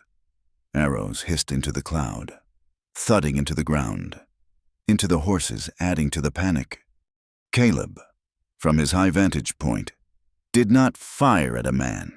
He fired at the rock face just above Mercer's head. The rifle shot, magnified by the canyon, sent a shower of granite chips down onto the gunman, forcing him to dive for cover, separating him from his men. Mercer came up, choking, his eyes streaming, firing his pistol blind into the white cloud. "Treason, kill them all!" But his men were scattered. They were screaming, their eyes burned, their horses bolting. The smoke was a wall between them. Tehan pushed June and Little Sparrow toward the rocks where Greyhawk was waiting. "Go run!" He turned back, his pistol raised, to face the smoke, to cover their retreat. June grabbed his arm. "Together, Tahan, you promised." He looked at her, his face a mask of white dust and fierce devotion. He nodded. Together. They plunged back into the swirling, gritty twilight of the sandstorm. Caleb and Old Ben right behind them, leaving Mercer alone in the clearing, screaming his rage into the choking, man-made fog. They ran. They did not run toward the farm. They ran from the storm, a small, ragged band of survivors, bound by dust and desperation. Greyhawk led them, his knowledge of the land their only compass in the swirling, yellow twilight. He led them toward the high rocks, toward the one pass that cut through the valley's eastern ridge, Echo Canyon. It was a narrow slot, a deep wound in the red sandstone. Its walls were sheer, rising hundreds of feet, so close together that a man could almost touch both sides. It was a natural funnel, and as the last of the sandstorm moaned through it, the air was filled with a high, whistling shriek. "Here," Greyhawk said, his voice raw. "This is the only way. It will take us to the high prairie. We can circle back." They entered the canyon, their ponies' hooves muffled by the sand. Little Sparrow, though free, was weak from her capture, leaning on Tahan for support. Old Ben and Caleb brought up the rear, rifles ready.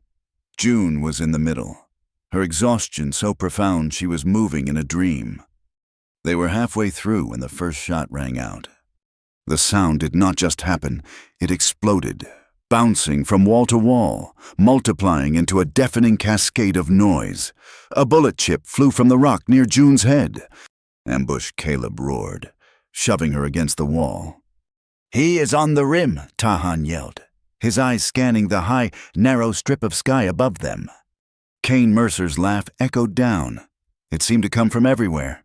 Nowhere to run. Calloway, nowhere to run. Boy. He was up there. He had regrouped. He had beaten them here. And he had the high ground. More shots rained down, the bullets ricocheting wildly, whining like angry hornets. Back to the boulders, Greyhawk ordered. They scrambled behind a cluster of massive rocks that had fallen near the canyon's center. They were pinned.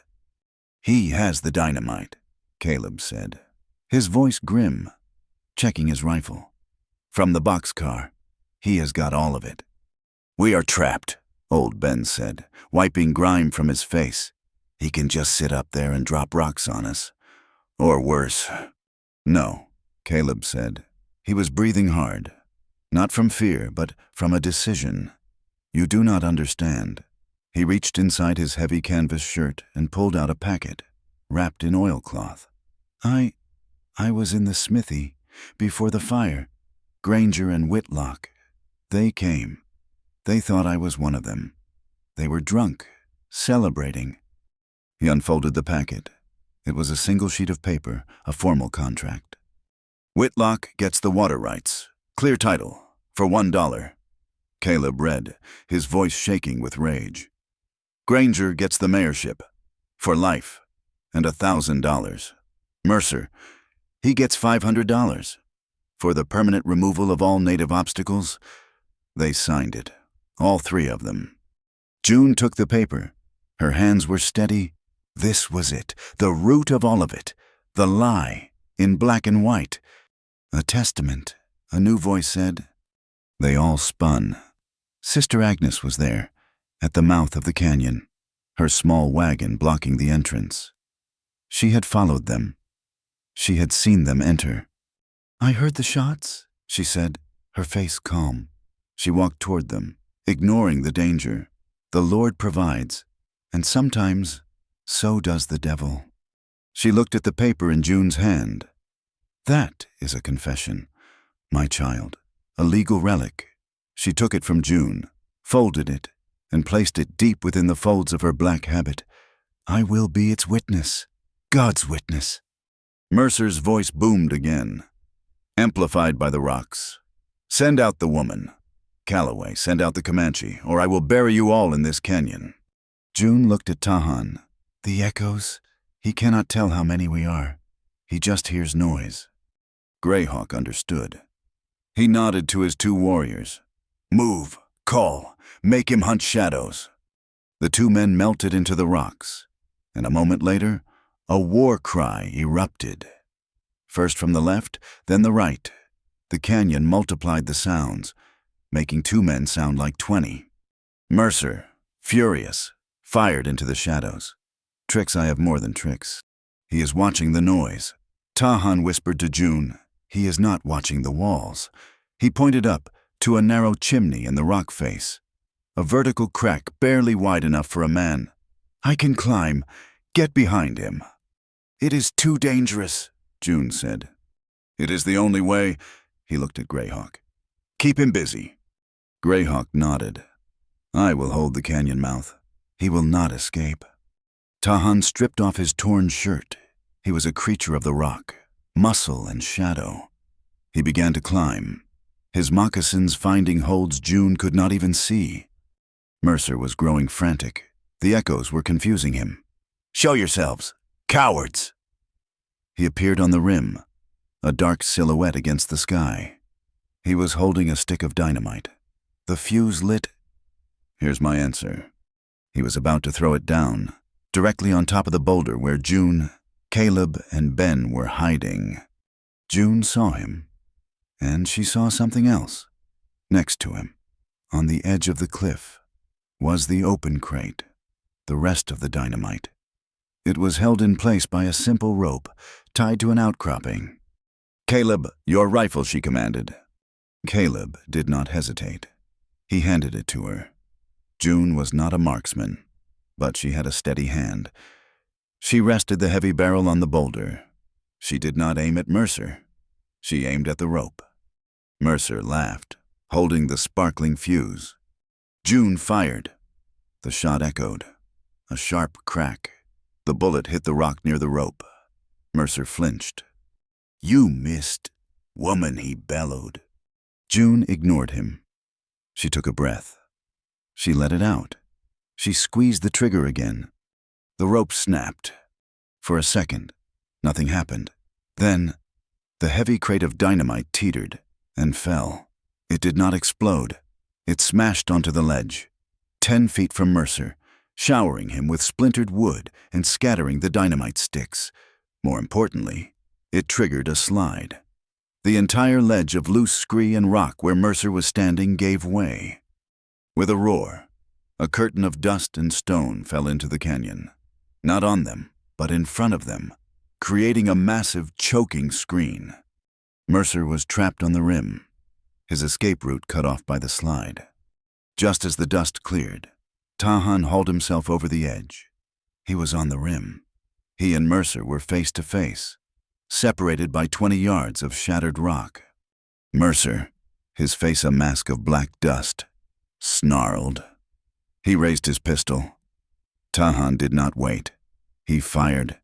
He was a warrior. His shot was true. It hit Mercer in the shoulder, spinning him around, knocking the pistol from his hand. At that exact moment, 2 riders appeared at the canyon mouth, Sheriff Granger and Whitlock.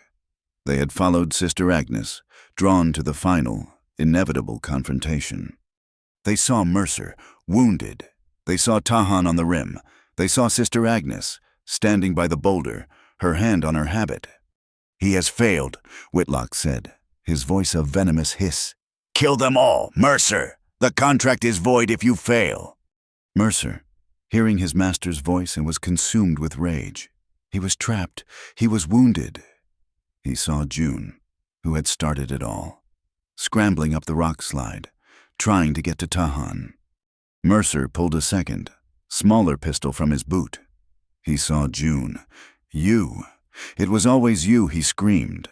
He aimed, his hands shaking, not at Tahan, but at her. Tahan saw the motion. He saw the gun. He did not think. He threw himself from the ledge, a desperate, impossible leap, colliding with June, shielding her with his own body. Mercer fired. The bullet, meant for June's heart, tore through the muscle of Tahan's side, a burning, searing line of fire. He grunted, his arms locking around her, protecting her as they both tumbled back down the slide. Before Mercer could fire again, Greyhawk, who had climbed the other side, brought the butt of his rifle down on the gunman's head. Mercer collapsed, out cold. Down below, the canyon was silent. Granger saw that Mercer was captured. He saw Sister Agnes step forward, the contract visible in her hand. He saw Whitlock, his face pale, his eyes darting, realizing the game was over. "I will not hang for this," Whitlock whispered, pulling a small derringer from his waistcoat. He aimed it, not at Granger, but at Sister Agnes. He had to destroy the witness. "No," Granger shouted. It was not courage. It was not honor. It was pure animal panic. He could not be responsible for a nun being shot. He grabbed for Whitlock's arm. "Do not shoot a nun." They struggled. The small pistol, caught between them, went off with a flat, popping sound. Whitlock staggered back, his eyes wide with surprise. He looked down at the dark stain spreading on his own starched shirt. He had been shot with his own gun. He collapsed into the dust, dead. Granger stood frozen, the smoking derringer in his hand. He looked at the body of his boss. He looked at Sister Agnes, who was watching him, her face full of pity. He looked at Caleb, who was walking toward him, his rifle leveled.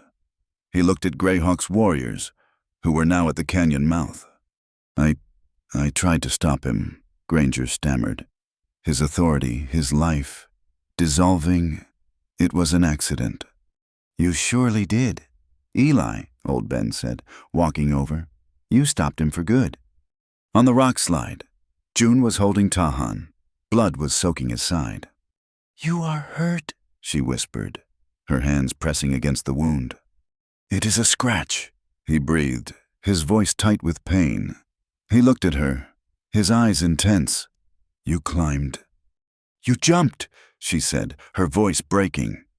Their gaze held, a silent acknowledgement. Their trust, woven in a dark cellar, tested by fire, and sealed in the dust, had saved them both. Caleb walked up to Granger and gently took the small pistol from his unresisting hand. "Sheriff," Caleb said, his voice heavy, "I believe you are under arrest." Greyhawk's men were tying Mercer's hands. Sister Agnes was already kneeling by Whitlock, her prayers the only sound in the canyon. The echoes had finally stopped. The false, loud power was broken, and the silence that remained was the sound of the truth. They returned to the town of Coyote Wash not as a mob, but as a slow, quiet, weary procession. Caleb and old Ben drove the buckboard, with the bound and silent Kane Mercer in the back. Greyhawk and his 2 warriors rode escort, their faces like stone. Sister Agnes drove her own wagon, in the back of which lay the dying Mr. Whitlock, his breathing shallow, his face the color of wet ash. June and Tahan walked behind them. Tahan refused to ride, though his side was a blaze of fire. He leaned on June, his arm draped over her shoulder, her arm locked around his waist, holding him up. They moved as one person, stained with quicklime dust, gunpowder, and blood. They were the center of the strange parade, and their shared support was a statement no one could miss. They did not go to the saloon or the sheriff's office by silent, mutual consent. They stopped in the open, dusty space of the town stockyard. It was the only place large enough and neutral enough for what was to come. Word had spread. The townspeople emerged from the mercantile and their homes, their faces pale and questioning. They gathered on one side of the stockyard, a huddled mass of suspicion and fear. Greyhawk and his warriors, who had followed from the hills, lined the other side. They sat their ponies, their lances a silent, watchful forest. They were not there to fight. They were there to bear witness. In the middle, under the unforgiving white eye of the noon sun, the judgment began. It was not a trial of law. It was a trial of truth. Sister Agnes, her black habit stained with dust and Whitlock's blood, stood as the accuser. "Eli Granger," she said, her voice clear and strong, carrying to both sides of the yard, "you are a liar and a suborner of murder." Granger, who stood between two of Greyhawk's warriors, his hands unbound but his spirit broken, seemed to collapse. It was him. He whimpered, pointing a shaking finger at the wagon where Whitlock lay. "It was all Whitlock. He made me. He had the money, the power." "He had your signature," Sister Agnes said coldly. She held up the contract, the paper that had been hidden in her habit. She did not read it all. She did not need to. "A contract," she announced, "promising Eli Granger $1,000 and Kane Mercer $500, the price for the permanent removal of all native obstacles, and the price for June Calloway's water, for $1. A low, angry murmur rose from the townspeople. They had been thirsty. Yes, but they had not been partners to this and this, June said, stepping forward.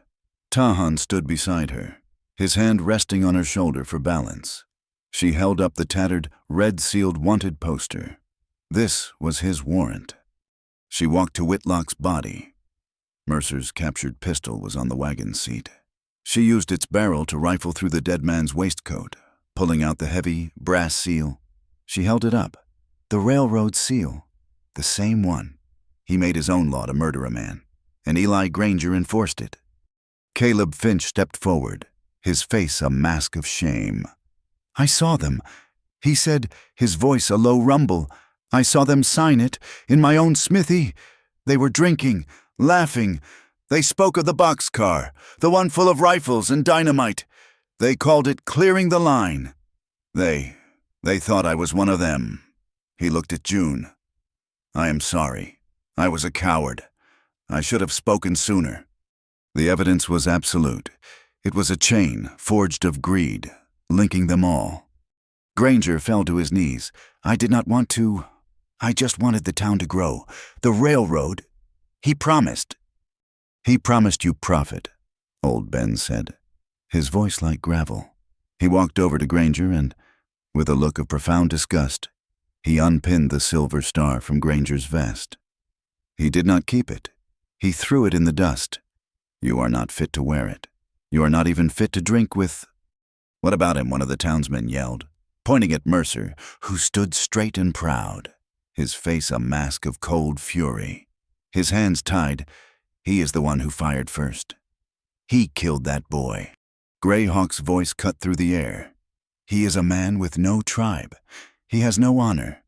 He will be held for the white man's marshal, but his justice," he looked at Mercer, "will come from the stone and the rope." Mercer spat at him. A small, gurgling sound came from the wagon. Sister Agnes was kneeling beside Whitlock, holding a canteen to his lips. His eyes fluttered open. He was not looking at the crowd. He was looking at the nun. "Father," he whispered, his voice a wet rattle. I do not want to—" "You are not speaking to me, child," Sister Agnes said, her voice softening. "All steel gone. You are speaking to God. Confess your sins." In the dead, hot silence of the stockyard, Whitlock confessed. His voice was a thread, but everyone heard it. "The water. I needed the water for the steam engines. The survey. Tahan stopped it. He had to be removed. The contract. The girl. It was all just business. His eyes rolled back. His breath hitched, and then it stopped. Sister Agnes made the sign of the cross over his body. "God have mercy on your soul," she whispered. Then she stood, her face once again the public mask of authority. "You have your truth.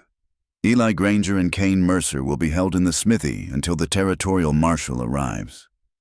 Caleb Finch has agreed to stand guard. We will send a rider." The crisis was over, but the conflict was not. One of the ranchers, a man named Peters, whose land had been dry for months, stepped forward. "That is all fine. The lawmen are gone. But what about them?" He gestured to Greyhawk and his warriors. "They are still here. This all started because of them. We cannot have them this close. They need to go, back to the reservation." A murmur of agreement rose from the fearful settlers. June, who had helped Tahan to a water trough to sit, turned. She was exhausted. She was covered in grime. Her barn was gone, but she was not broken. She walked to the center of the yard, to the line of dust between the settlers and the Comanche. She stood there, small and alone. "This did not start because of them," she said, her voice clear and carrying. "It started because of him." She pointed to Whitlock's body. "It started because of greed. It started because you were all so afraid of the wrong enemy that you were blind to the one standing right next to you, wearing a suit." She looked at the townsfolk, her eyes moving from face to face. "I have lived here. My husband is buried here. I have been thirsty with you. But I was wrong. The well, it is not just mine. Old Ben told me that water is life. Granger told me that. They were both right. But it is not a commodity. It is a gift." She turned and looked at Greyhawk. "And it is not just for us." She faced the settlers again. "The well is open, but from now on, it is only for people who know how to keep water clean. It is for people who come in peace, to drink, not to steal. And I do not care what color their skin is." She had drawn a new line, not in the dust, but in their conscience. No one spoke. The ranchers looked at their feet. Greyhawk looked at June, his expression one of profound, deep respect. Caleb Finch walked over to her, his hat in his hands. "June, I cannot say. I failed you.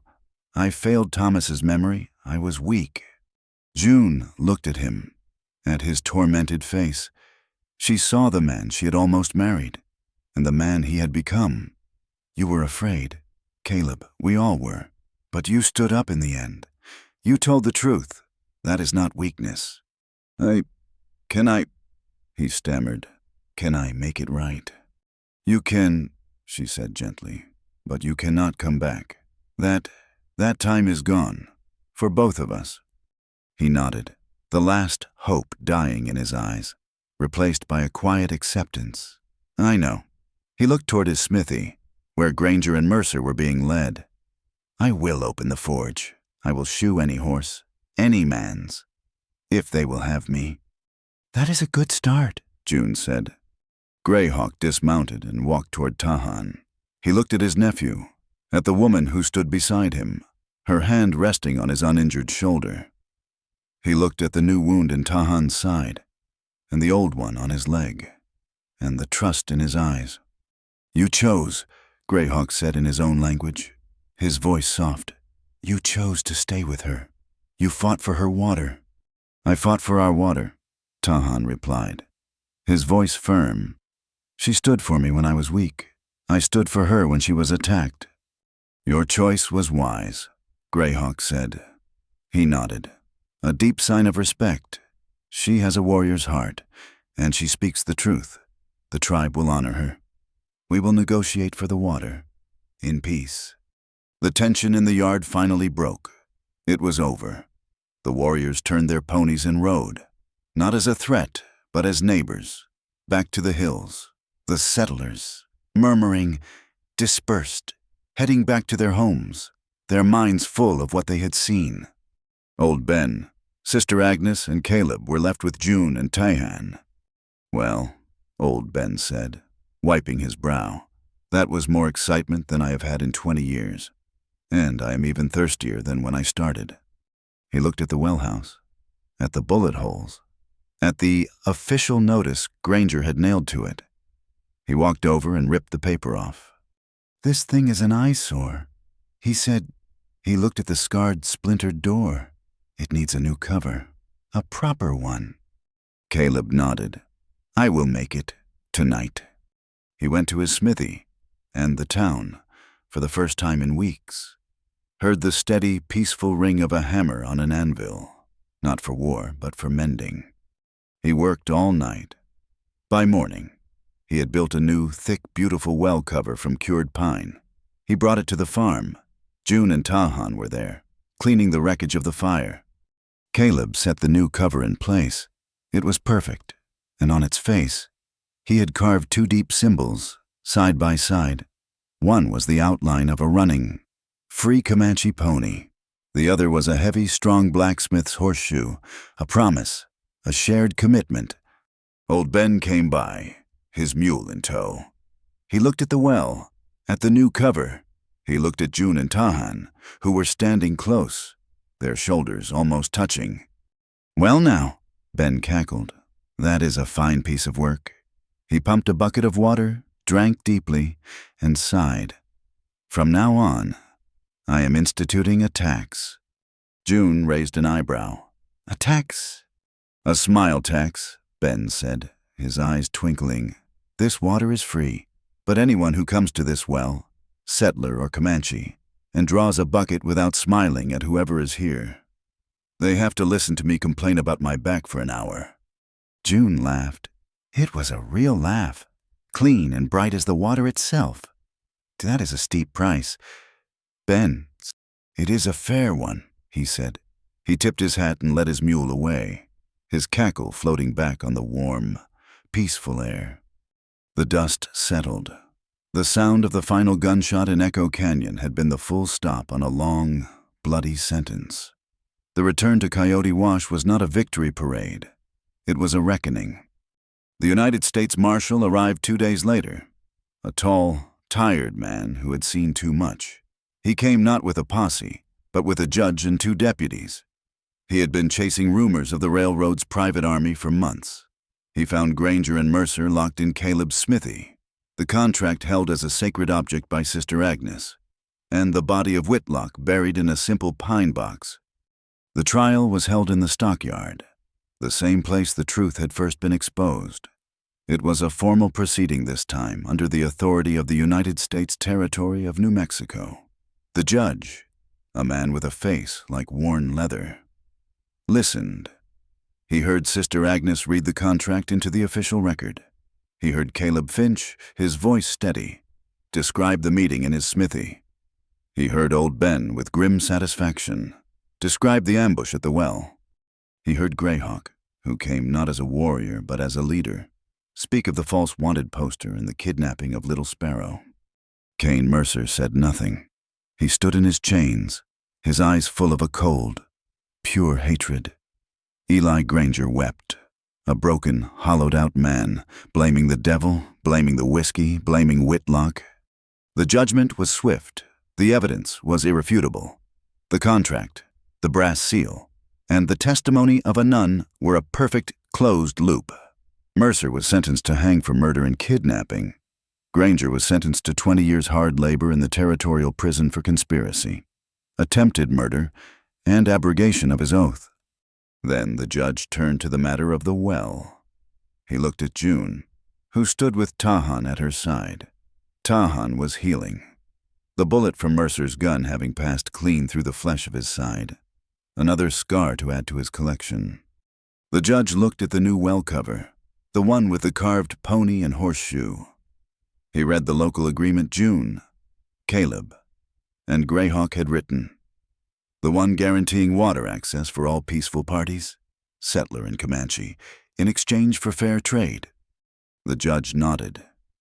He took his own pen, and on a fresh piece of legal paper, he wrote. He declared the Whitlock Syndicate's claim null and void. He ratified the ownership of the Callaway farm and its water rights to June Callaway in perpetuity. And then, in a move that made Sister Agnes smile, he co-signed the Community Water Treaty, making it an official, binding document of the territory. The well belonging to June was now protected by her and by the law. The news of the scandal, the trial, and the death of its chief agent traveled fast. The Transcontinental Railway Syndicate could survive violence. It could not survive public exposure and a federal investigation. A new map was drawn. The Iron Snake would not be coming through Coyote Wash. It would go 50 miles to the south, a costly but quiet detour. The valley, which had held its breath, let it out. The town did not boom. It did not die. It settled. It found a new rhythm.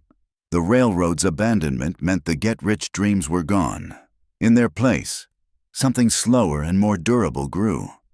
Caleb's Forge became the heart of the new town, the ranchers who remained, and the Comanche who came in peace. All needed his services. The mercantile, run now by a much-humbled Mr. Hemlock, began to stock goods the Comanche valued: wool blankets, good steel knives, and coffee. In exchange, the town received tanned hides and, when the drought finally broke, fresh game. The currency of the valley became water, and the town, under the watchful eye of old Ben, who had been unanimously elected the new mayor, traded it fairly. He was relentless about his smile tax. On the farm, life was rebuilt. The burned skeleton of the barn was cleared. In its place, June and Tahan built something new. It was not a barn. It was a long, low adobe building, a way station. It had 2 clean rooms for travelers, a sturdy corral, and a large kitchen. It was the only stop for many miles that had good water. They planted a garden, not of corn and wheat, which were the dreams of settlers from Ohio, but of plants that understood the desert. They planted tough, vital squash, beans that climbed, and peppers that thrived in the heat. Their life was a quiet one, built of shared work and a trust that needed few words. Tahan's wound, the one in his leg, healed, but it left him with a permanent, pronounced limp. He could no longer ride as a warrior, but he moved with a solid, grounded strength. He was a builder. He was a guardian. He was June's partner. June had changed. The hard, fearful lines around her eyes had softened. She was no longer just a survivor. She was a founder. Her practicality remained, but her heart, which she had kept locked away, was now open. The symbols of their bond were worn, not hidden. Little Sparrow, now safe, had come to the farm and formally given June the bone amulet. It was a gift of gratitude, an adoption into the family. June wore it on a leather thong, tucked inside her shirt. Tahan wore the gift she had made for him. She had taken strips of fine, soft deer hide and braided a long, intricate cord. It was a lanyard for his knife, a practical, beautiful thing.